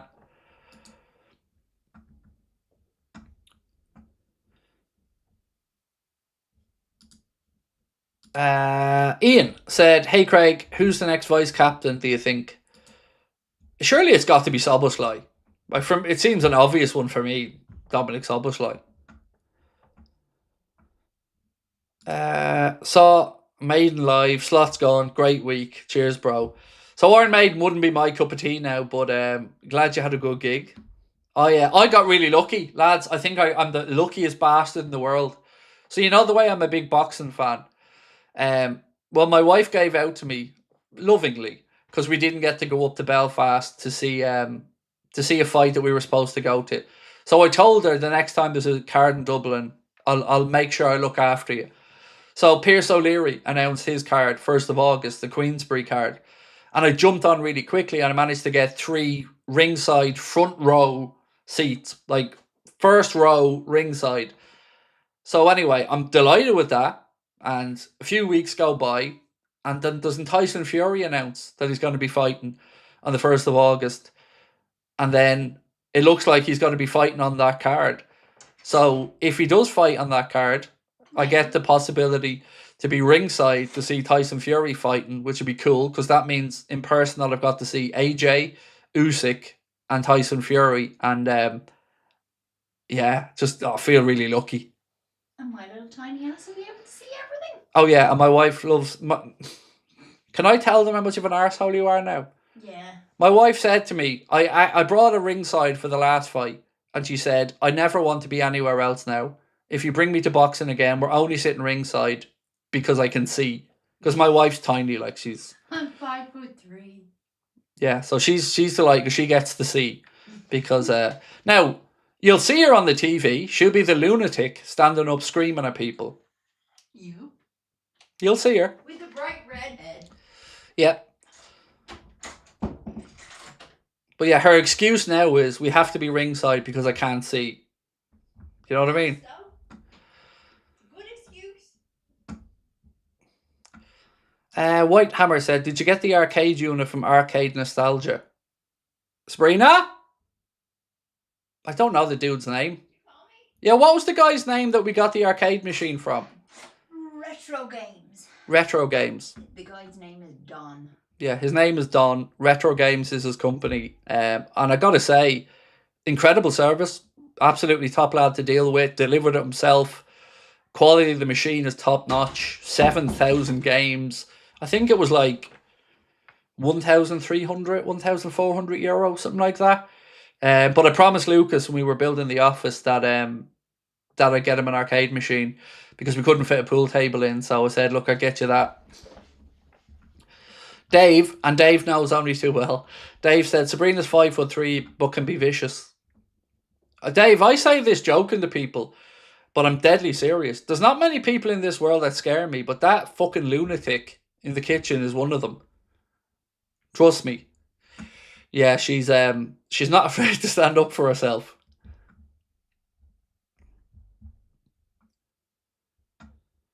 Itachi said, Kirkes, Wirtz, Rio and Isak under Iraola. I'm hyped. Sorry, not sorry. Yeah, definitely be interesting to see how Isak settles in now. Because obviously Isak's going to have a free run at the centre forward position for the start of next season with Hugo being out with the Achilles injury. So it'd be interesting to see how quickly he can settle in. What's this one? Oh no. Fuck. Shit. Yeah, this isn't what I'm about to read out now isn't good news. It's nothing to be concerned about, but yeah, it's not great news.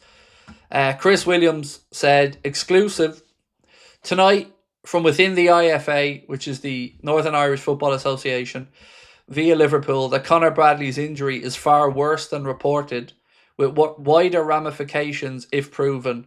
Whoever comes in as the new Liverpool head coach, a right back is now a massive priority. That's heartbreaking. That's heartbreaking. I love Conor Bradley, and oh man, that's devastating.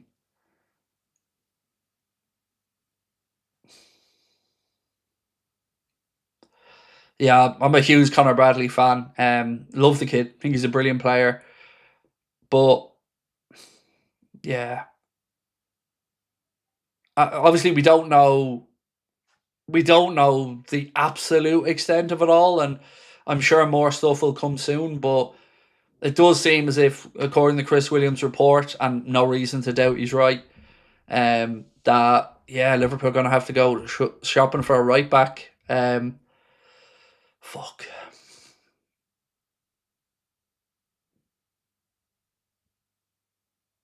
That's a devastating one, isn't it? Now, I don't know. I don't exactly know what he means. Like,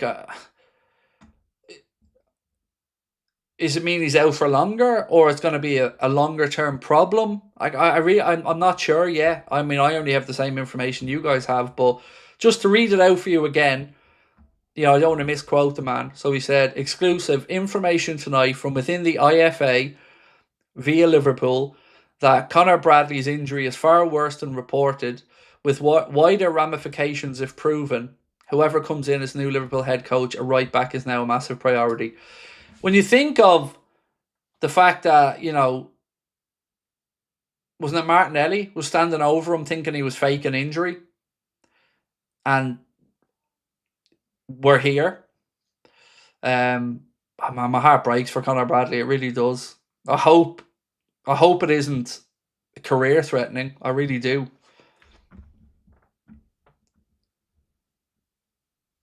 Fuck. I really feel for the kid. I read Quiva O'Neill wrote a really good piece. I think it was for The Athletic. She wrote a really, really good piece a couple of years back about Conor Bradley and his time with Dungan and Swift all the way through. And ever since that piece, and I got a better understanding of his journey, I've just so been rooting for Conor Bradley to succeed. Obviously, he's from the same island here as me as well, like in Ireland. He's from the north, I'm from the south, but fuck man, that's devastating. I hope it's something that he can get past. I really do.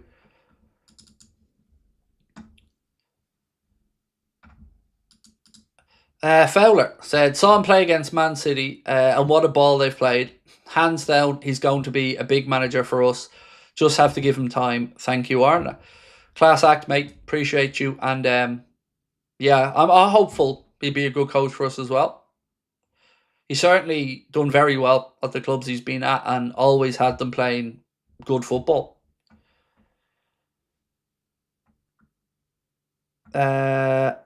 He picked up that injury ages ago. How come it's only coming out now? It's really bad.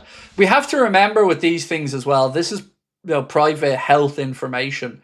Obviously, as football fans, we're thirsty for information, right? But these are people's medical records that we're talking about as well. So you can understand, you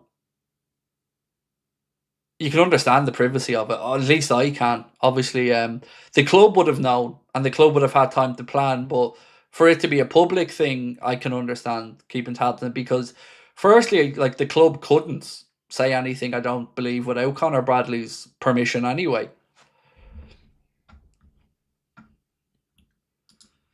Ryan said, I think it's finally time to buy the new Liverpool kit. Do. Long or short sleeve, though? Let me know which one you go for. Nothing personal against Arna. I wish him well wherever he goes. Sacking him was the right decision, though. And thank you, Julio. I think it was as well, mate. I think it was the right call. Emery and Arteta are probably the only managers left in the league with the Fergie, Wenger, Klopp autonomy. Yeah. And, Unai Emery, man, he owns. They might as well just call that competition the Europa Emery at this point. I mean, what has he won it 5 times now or something? It's almost ridiculous. Like, yeah, it's mad to think as well that it'd be Aston Villa, Paris Saint-Germain now in the Super Cup, which would be nuts. Do you know what? I didn't say this the other day, but if you're a Crystal Palace fan, you must be having a little wry smile, right? Because they get knocked out of the Europa League down to the Conference League because of the whole ownership structure bullshit that we all thought was the wrong decision and felt bad for them. So Forest got promoted up to the Europa League and Palace got knocked down to the Conference League. But now here we are a year later with Crystal Palace having won the Conference League and now having a second season in Europe in the Europa League to look forward to. So it kind of all worked out for Crystal Palace, which I'm genuinely happy about because their fans deserve this. Their fans are fucking awesome and they deserve this. They deserve this little fairy tale.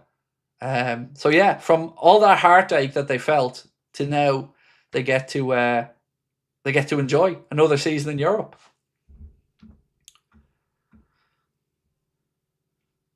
Dr. Salah, Ed, said, do you think Iriola's team, like the fitness coach, would improve our players' physical fitness? It's been horrible this season. Hope you've been well. Yes, I do think we will be far fitter. Yeah. That's another thing, actually. There was something else that I mentioned and I kind of never really got traction. But I told you when everybody far and wide was reporting that Etienne was a done deal to come in as Liverpool's new coach, I told you categorically that my information was that he not only was speaking with Liverpool, but that he was speaking with other clubs in the Premier League and abroad. And I told you it wasn't as much of a done deal as people were making it out to be. That's another thing that I just wanted to bring up here, because even in the last day or two, I'd seen people writing articles that said, if Etienne is appointed as Arna's number 2 or as his coach, that'll be a huge indication that Liverpool are sticking with Slot, which it would have been. So, there was also that information that I gave you. Sad for Slot, but I haven't been this happy in a while, said Unscripted LFC. Man, the emotional roller coaster this season for us fans has been insane. Like, insane. So we had winning the league and all the happiness and surprise that came with that. We had the unbearable tragedy of Diogo and Andre passing and all of the pain and heartache that brought his family, the fan base, the club, the dressing room. Then we had the transfer window that again re-established our hope and our confidence for a great season. And then we had the season go the way it did. It was it's been so up and down. Like I don't remember feeling this emotionally drained after a season.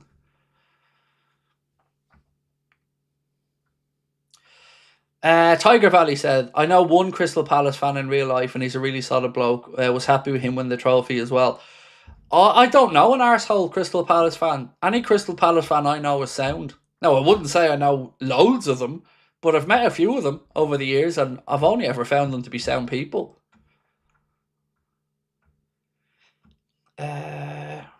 This one from Ava Mercer said, can't wait for United to beat you twice next year. Yeah, I think you had your year of that. I don't think that's happening again, to be honest. And it shouldn't happen again. It'd be intriguing, Ava, to see how you guys get on next year, because I think you had 30. No, sorry, that's wrong. It's like 42 games or something this season, like really low amount of games. So you've got probably 50% more games or so coming to you next season, maybe 40% more. So it will be interesting to see. And of course, Carrick is now installed as the coach, so full time, and let's see how that one goes. But I'm far more confident now, Ava, as a Liverpool fan than I would have been.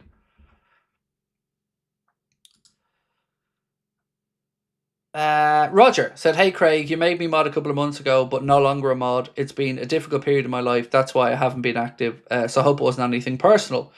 So no, it wasn't. So what happened was the group of moderators got together and we went through a list, and it was people that have been active and inactive. And look, Roger, mate, your inactivity is your own business and there's nothing personal from me. But we just wanted to clear it up because it's been a few years since we had a bit of a clear out. So we went through and we removed some people that were inactive, for that being the only reason.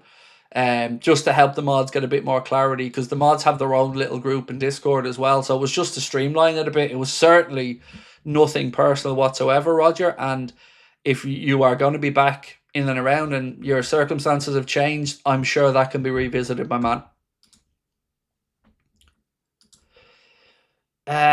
Ruthless, how are we, bro? Thank you. 16 months as a member, man. Appreciate you. So glad our Craig is back. Missed you, mate. Thank you. Thank you, Ava. The grace you guys have shown me have been so appreciated. How are you, Craig? I'm happy Slot is stacked. Stay strong. I'm all right, I think I'll feel a bit better tomorrow because I'm still feeling a bit under the weather, like health-wise, but I think I'm at the end of it, so I'm hoping tomorrow I'll be back to myself. Damn you guys, I wanted to give Slot a 10-year contract. United fan here. Iraola is a great coach and you'll be dangerous next season. Cheers. Do you know what? I got to give United fans their props. You know, I know we all have a rivalry, but I don't give a fuck what anybody says. Most United fans I know are very respectful, and vice versa. I know there's always idiots online or in stadiums that let everybody down, but I've always enjoyed interacting with United fans because both of our clubs have tradition, history, good fan bases, and I always appreciate the banter. And you know, United fans have always reached out to me when I've been in a bad spot to check in and stuff, and I've always tried to acknowledge that as well. So, thank you, and I hope we'll be dangerous next season as well, my man.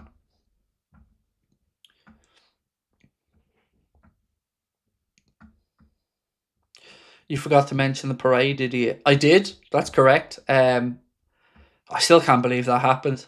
You know, I'm absolutely. I don't. I'm not a religious man, but the fact that nobody passed away through that still feels like a miracle. Yeah, man. Yeah, you're right.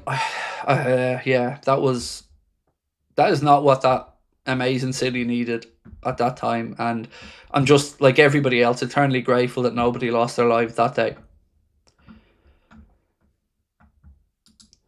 Stephen Shenton said, Craig, buzzing for the new season. You're the man. Appreciate you. I'm just a normal dude, mate. Honestly, I'm nothing but a normal fella, same as you and anybody else. I just happen to have. Um, I don't know. Look, do you know what? I often think about how we got here as a channel. Was it luck? Maybe.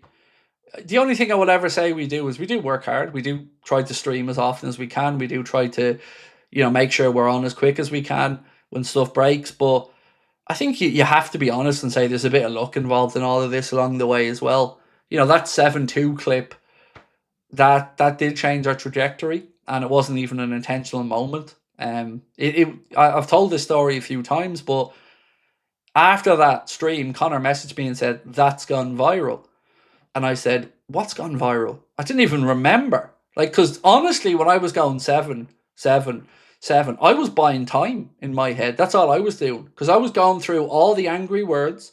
And I was like, you can't say this. You can't say that. If you say that, you're fucked. So I'm just buying myself time going 7-7. And then that clip just went everywhere. And things changed. And I don't know. I just feel incredibly undeserving of the platform, but grateful for it, incredibly grateful for it. Um, I'm about to achieve my dream, which was to buy my family a house. You know, we're within a few months now of being able to sign on the line and get the mortgage and buy our house. And to anyone that knows my background and my story, you'll know why that's so important to me. Especially when I'm about to turn the age that my own father died. So there's a lot going on behind the scenes in my life that sometimes I don't talk about too much, but you know, I'll always answer honestly. But you know, what you guys have given me, you just made me a better man. There's no other way to put it.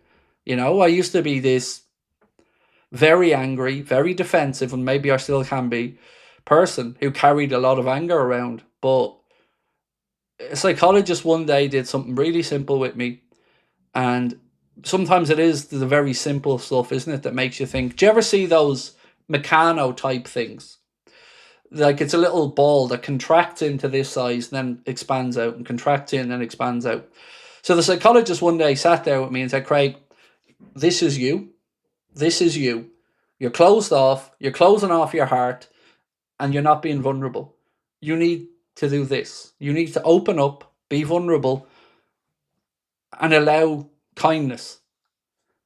And when he said allow kindness, he meant into my life, like allow love to come in.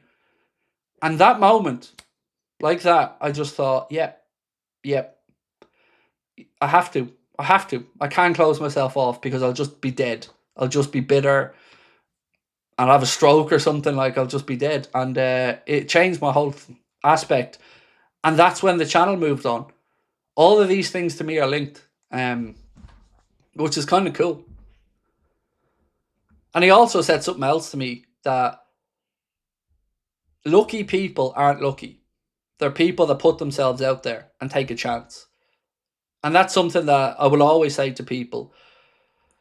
I know I can be cringy at times, but I do love a good Dave Chappelle quote.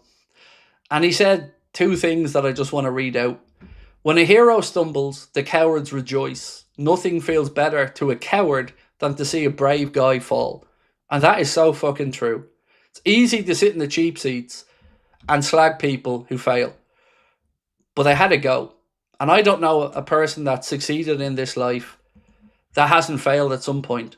But they got back up and they went again and again and again. And that's what I want my kids to believe in.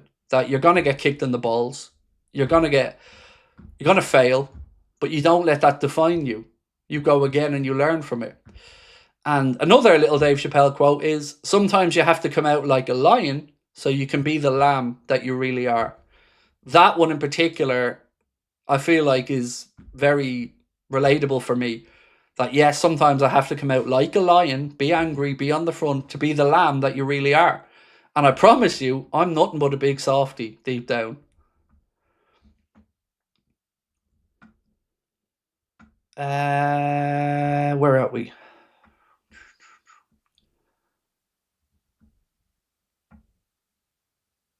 Sorry, I'm just trying to catch up. This one, Phil said, "Is there any way Alonso can get out of going Chelsea and come to Liverpool instead?" So I really think the decision the club made around Alonso was a footballing one and nothing more. Like, I genuinely, I think it was a stylistic thing. I think that was the main reason. I don't think it was any other reason. I think if they thought Alonso was the best footballing fit, they would have gone for Alonso. Now, I would have loved Alonso, and I would have happily given him a crack at it. But I understand as well why they would go in another direction, because maybe they feel like the way he plays isn't going to get the best out of the players that we have or resonate maybe, because he is more of a Pep Guardiola type in the way he likes to play than maybe a Gagan pressing on the front foot kind of guy. So I've no problem with the club not going for Xabi. My only problem, as I said at the time, was if they stuck with Arna, I just felt we were going nowhere. But I'm more than open-minded to the next coach. Did you see the Barcola miss? Yeah, that touch that took him onto his left foot wide was shocking. I mean, normally what you see in those situations when a forward is being closed down by a defender is the forward wants to get across the front of the defender and get goal side, meaning best of luck tackling me. If you tackle me, you're going to have to either win that ball perfectly or I'm getting a penalty. And to see the touch taken wide, it's kind of everything that I doubt about Barcola in one moment.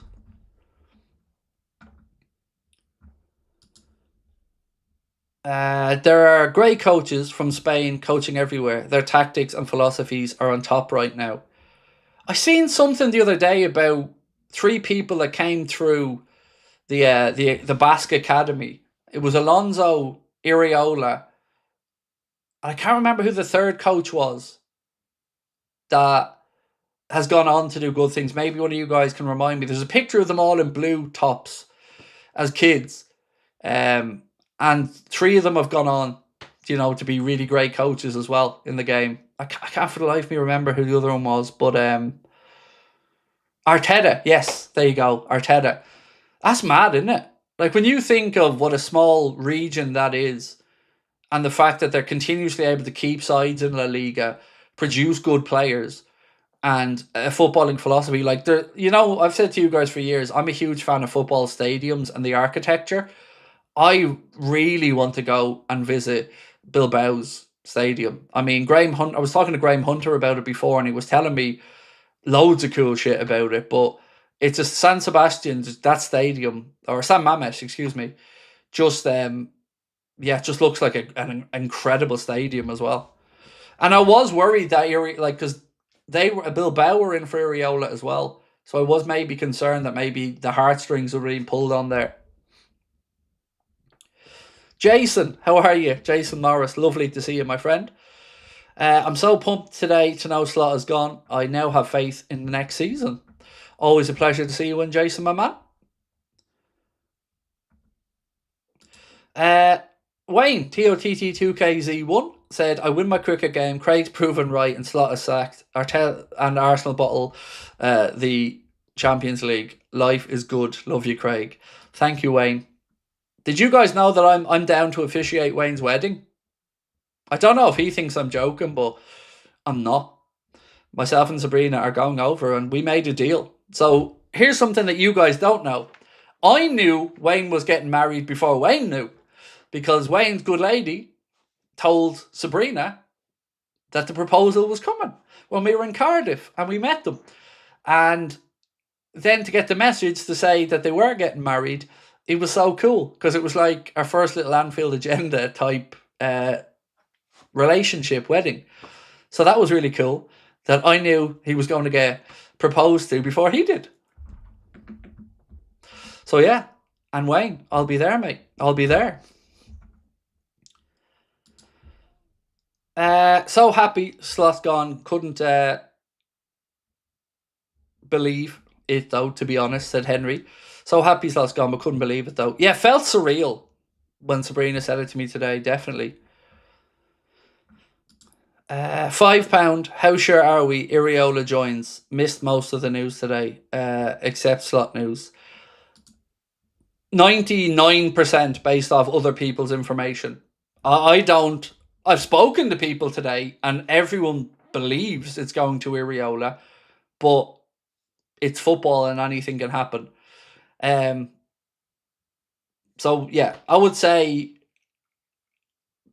I've no reason to disbelieve what Romano and others have said on it. So I would say nearly 100%. But favorite TV show, I think I have different genres, different shows. So I've got my favorite comedy shows, which would be like Seinfeld, The US Office, Only Fools and Horses. Then I'd have my favorite kind of drama type shows, The Wire, The West Wing, Sopranos is probably my top 3 of any genre. Then I love The Newsroom. I thought that was extremely well written. And I thought Jeff Daniels was brilliant in it. Yellowstone, love Yellowstone, and I'm really enjoying so far the Dutton Ranch, the new spin-off. Also like some of the old school shows like Minder, Rising Damp, Time Gentlemen Please, Early Doors, fucking yeah, I'm like Sons of Anarchy, yeah. See, that was the one that surprised me liking the most. I had no expectation watching Sons of Anarchy that I was going to be into, because I'm not into motorcycles, I'm not into any of that. But my God, I enjoyed it. It was brilliant.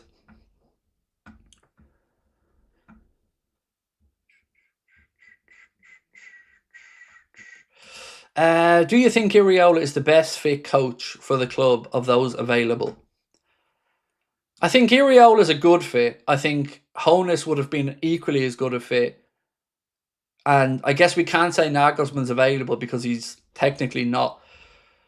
So I think he's as good a fit as anybody else. You know, it's a very understandable appointment from the club, from a stylistic perspective.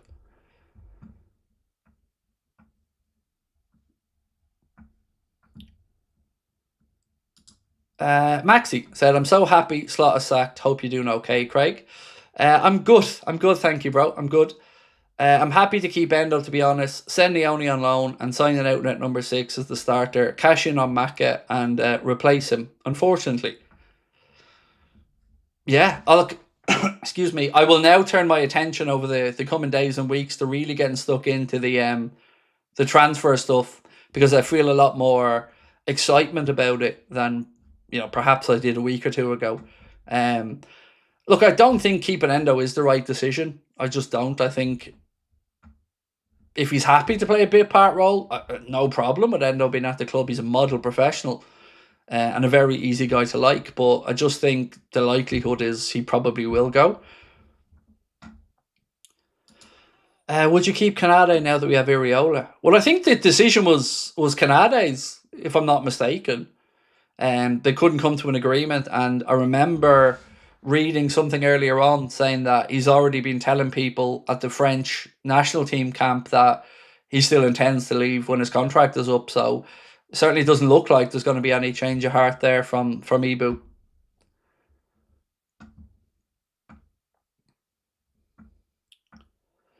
Did I see somebody a second ago say, who's my favourite character from The Wire? It's got to be Omar. It's got to be.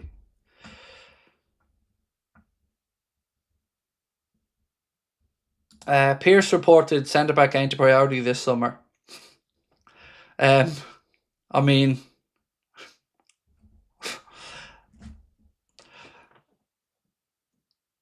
how am I to take that seriously is probably the only thing I'm going to say. I don't take anything the Athletic say seriously. I don't take anything the Echo say seriously, because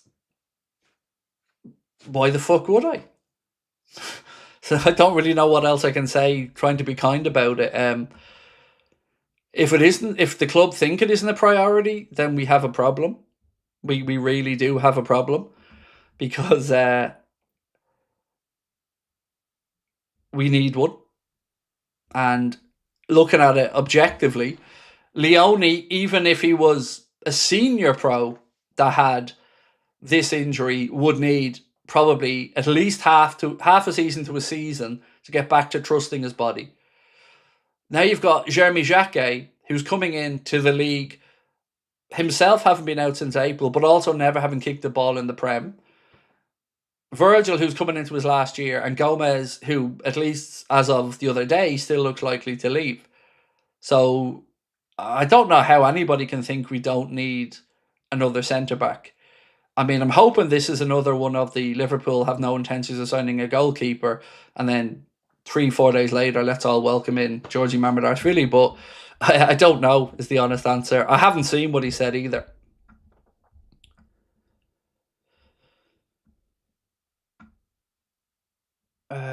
This one. Craig, what could Alex Scott bring us? I wouldn't be the most knowledgeable on Alex Scott, but he seems like a very tidy, good young footballer, who's developing well at Bournemouth. But, you know, I'm sure there are people who can give you a far better insight. So also, what we do have coming up this week is Bence is going to be making his first video for the channel. I think he's going to be doing a player profile on Diamonde for us, if I'm not mistaken. Lewis will be coming in as well this week to start doing his few bits on Anfield Agenda Extra. And we'll have the two lads on for a podcast as well. I think that Iraola is good enough and Isak is crap.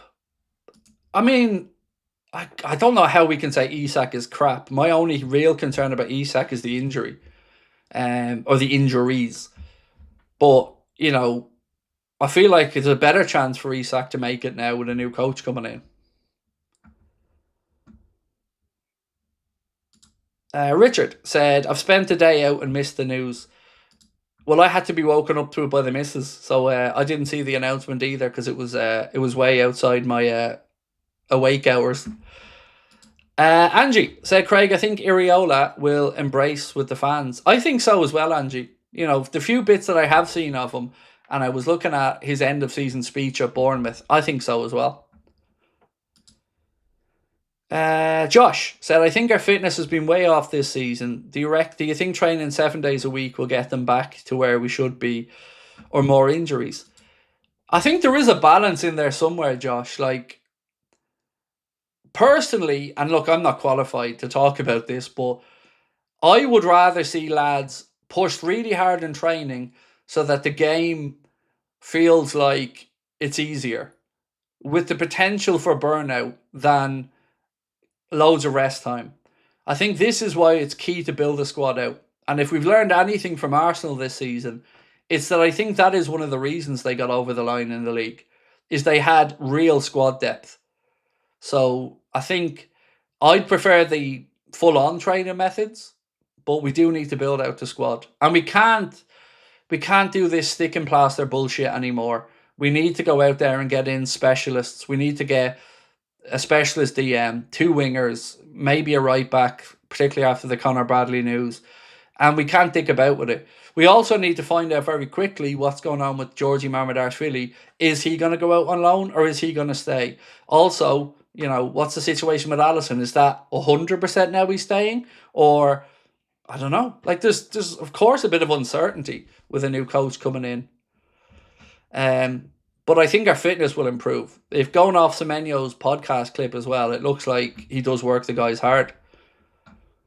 Benny Burrito said, "Hey Craig, I'm very excited and hopeful if in fact Iraola is coming on board. His style fits Liverpool and he's a fiery spirit that the players need for next season. I'm a happy red today." Well, I think, at this point, it almost feels done, based off what a lot of journalists are saying. And yeah, I'm excited as well, Benny. Lewis, said, "Hi Craig, hope you're well. We're 3 players you're most looking forward to see under Iraola. I think it unlocked the future Ballon d'Or potential. Wirtz." So Wirtz, Isak, and Szoboszlai will probably be the 3 for me that I would be most excited to see settle in to an Iraola squad. Thoughts on Trincao? Would you take him at Liverpool? Sporting Lisbon's Trincao, or have I got this mixed up? I don't know enough, is the honest answer. I think it's Sporting Lisbon player, but no idea. What's the Connor B news? Let me read it out for you. So this came from Chris Williams. So you can find this on X. It's at Chris78Williams. So Chris is a journalist, and Chris writes, "Exclusive information tonight from within the IFA, which is the Irish Football Association, via LFC, that Conor Bradley's injury is far worse than reported, with wider ramifications if proven.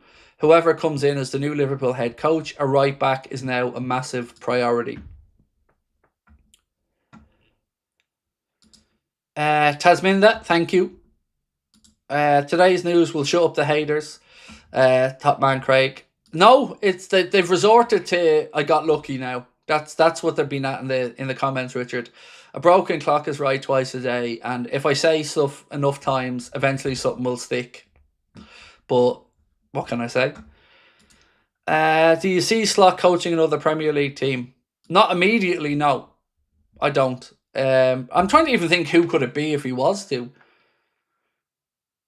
Like, Villa aren't going to change coach. United have just put in a coach. Chelsea have just put in a coach. Liverpool are putting in a new coach. Arsenal have a coach. City are putting in Maresca. Spurs have De Zerbi. I can't see a role that would appeal to him to get him in. I don't know how serious those links to AC Milan are for him, but I think it would be a decent fit.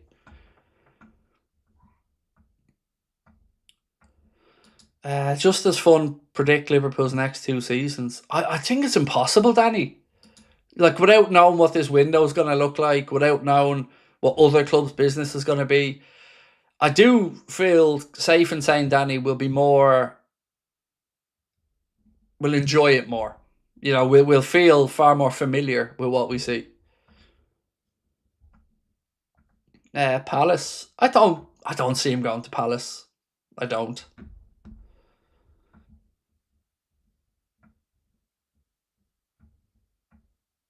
David said, "I don't care who comes in, just good football." Yes, just that, please. Just play good football. I'm with you on that one. Salah replacement. Also, shout out to Andy Bryant. It looks like Diamonde is the favourite. The ideal one would be Elise, but again, not realistic at this moment. But yeah, it looks like Diamonde. Now, can they get that done? I don't know. But it certainly looks like the club are pushing hard to try and get it done. You'll need more of these to get those ringsides. Do you know what? It wasn't too bad. I think the ringside ticket was like $350 or something. Where I've inquired into getting ringside seats before for like other fights, and $2,000, £1,500. So yeah, it wasn't too bad in all honesty. Craig, will Virgil van Dijk go to Galatasaray or not? I don't think so. Not now. I don't know for certain. Like, let me say that, but he is our captain and he's got 1 more year to go. And I would hope Virgil wants to help the new manager settle in. But, I really don't know. Like, those links were worrying, but I never really know if there's any credibility to them. Slot gone, Arsenal lose. Christmas has come early, said Keith Seary. Craig, look at Iraola's record. It doesn't seem great. What do you mean by his record? I mean, let's give context to the clubs he's been at. Like, if we're talking win percentages, whatever, like, it does need to be spoken about. He was at Rayo Vallecano and Bournemouth, and he went the second half of this season unbeaten with Bournemouth after a really shaky start. So I'm pretty comfortable that he knows what he's doing, but you know, there isn't too many guarantees out there in world football these days. So, there was always going to be somewhat of a risk involved with the next appointment. Do you think Enrique may want a new challenge? Liverpool. I think we're all deep down wondering, is there 1%, 2%? Is there anything that could sway sway Enrique from PSG? It doesn't look like it, but I don't think we'd be upset if we found out tomorrow that something had changed there. But yeah, I'm already fine with Iraola. I think I can understand that appointment. Shabu said Iraola looking primed, comparing how spent Enrique looks tonight. But you gotta love a manager prepared to down an opponent in deep waters. Props to PSG. Can we cop a World Cup talent or two? What should we be looking for? I hate signing players that have had a good tournament. I feel like they often don't turn out to be the ones that have longevity. So in the past, we did that. We didn't sign an Elka. We went out, I think, we got El Hadj Diouf at the time, and I just thought, fuck right off. So yeah, I'm always weary of that. And clubs usually, especially with Liverpool, would be doing their due diligence for a long time on players. And a World Cup, I don't think, would make or break. Too late decision for me, Alonso and Chelsea. I just don't think, Rob, the club felt Alonso stylistically was a good fit. I don't think it was that about Alonso the man. I don't think it was that about the connection. I just think they looked at it and thought, different brand of football. Really, I honestly do think that. Phil said, I always wanted Daniel Farke to become Liverpool manager when he was. I like him. No, not for me. No, I couldn't be. When I watch Daniel Farke, I just think of a villain from some crime movie or something. I don't know. I would pass on him personally. How does Wirtz and Dom fit in with Iraola? Dom, I think, will be licking his lips at the idea of Iraola. I think Wirtz will be quite happy as well, because Iraola does love, players breaking from midfield or arriving into the box late. And I think both will, what I'm looking for here? Gravitate towards the style of football. Patrick said, do you think fitness issues stemmed from not training hard enough, so their bodies broke down during games from full rigour? I'm not the person to really give you a good answer on that, but I would defer to the likes of Simon Brundish and others who are more than qualified to discuss it. It is a very particular type of coaching, or I think it's called red zone coaching or something like that, which is trying to keep players out of the danger zone, but also trying to keep them at a peak fitness. I never liked it. And when you heard that it was halfway through last year that was changed, it kind of fits in with where we started to unravel a bit for me. Paddy Wacker said, praying Conor Bradley's injury is only his limbs, nothing sinister. I'm worried here in this prayers for Conor. Oh no, I do think it will be about the physical injury. Like you, I just want some good news on it for Conor Bradley's sake as well. Said the CP fan was a solid guy, good guy, not bad. Okie doke. No problem. If we do get Iraola, what sort of signings do you think we could potentially get? I honestly don't think the new coach is going to change the signings too much, because they would be in the works anyway. And that's where Hughes and Edwards are doing their thing. So I don't think we'll see a drastic change, really, unless there's maybe one or two that Andoni Iraola really wants Liverpool to pursue. Craig found out Enrique has a release clause in his contract, 1 year left, and he's won everything. Could that be why he's stalling on Iraola? I've no idea. Honestly, I have nothing on this. Like, all I can say to you is that the people I've spoken with today feel like it's trending to Iraola. Romano is adamant it's going to be Iraola, and I will, in this instance, certainly bow down to those guys and their information because I don't have it. I probably try to get it over the next day or two, but what's this?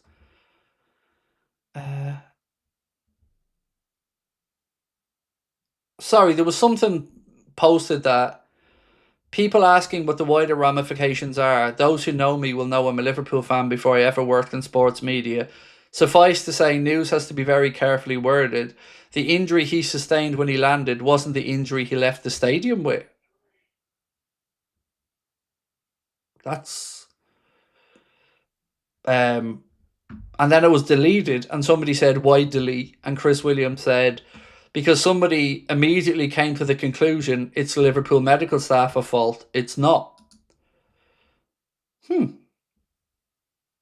That's yeah, I don't know what to make of that, to be honest. I mean, certainly don't doubt Chris Williams' integrity one bit, but yeah, I just like everybody else, I'd be curious to know. Again, just to read it out, people asking what wider ramifications are. Those who know me will know I'm a Liverpool fan before I ever worked in sports media. Suffice to say, news has to be very carefully worded. The injury he sustained when he landed wasn't the injury he left the stadium with. I don't know. I mean, it would be unfair of me to guess, so I'm not going to, but certainly intrigued by it, like everybody else. Yeah. Iraola has been confirmed. By who? By who?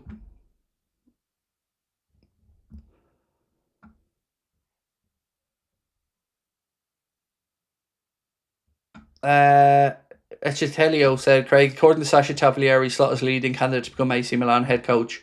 Yeah, I read that one out earlier on from Sasha Tavolieri. He said, exclusive Arne Slot's leading candidate to become AC Milan's head coach. Ramon Plains is currently the front runner for the sporting director position, talk currently underway.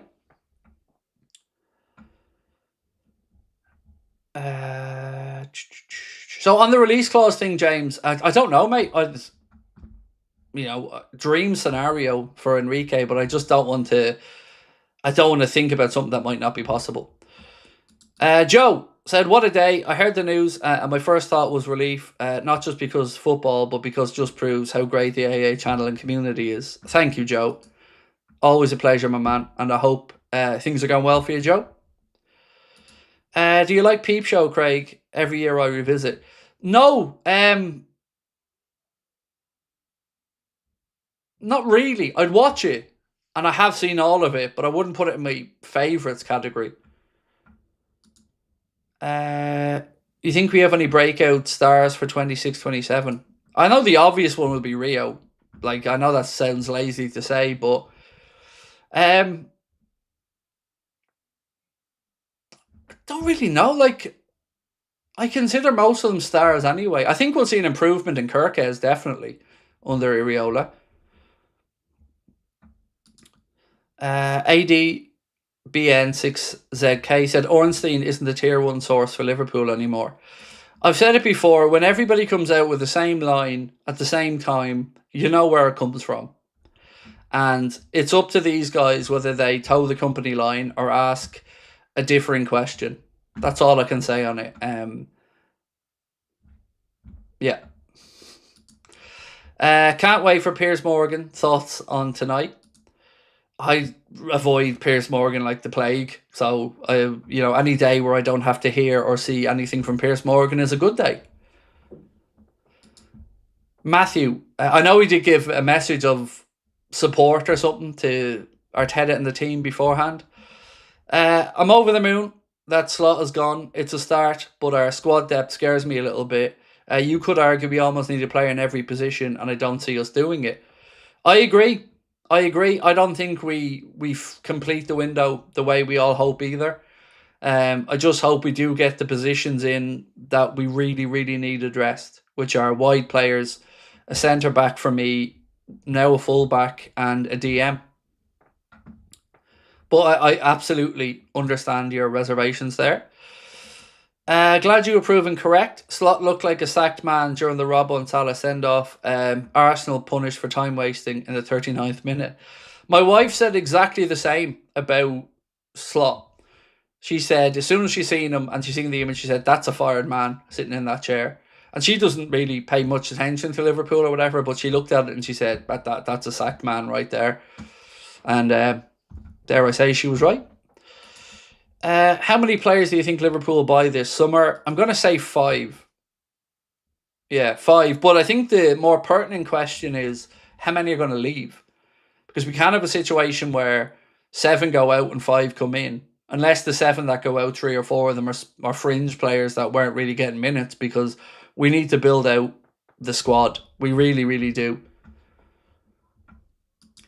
Darren, thank you, my man. Is Iraola another yes man for Hughes? I don't know, Bradley. I don't know. You know, it is something that, not the yes man part, but I did ask myself, is it an easy appointment for Hughes? But also, like, I think as long as I can say to myself, I understand the appointment from a footballing merit perspective, I'm all right. And I do, because Iraola's brand of football is one that I absolutely think we'll identify with. The only question is, again, is, you know, the big step up to the big job. But, you know, certainly want them to do well. Excited about the new season.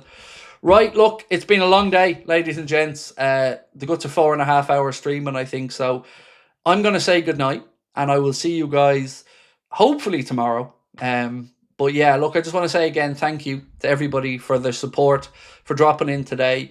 If you haven't hit the subscribe button, please do. If you haven't hit the like button, please do. We'll finish our poll. Will Macca stay at Liverpool? Ooh, it was close. 51% said yes or no, and 49% said yes. So just 2% there in the difference. And yeah, appreciate you all. Don't forget to join the Anfield Agenda WhatsApp as well, by the way, folks. Scan that QR code there on the screen. That'll bring you straight into our WhatsApp, where we'll be giving you transfer news, polls and opinion throughout the summer. Thank you again. Love you all the bits.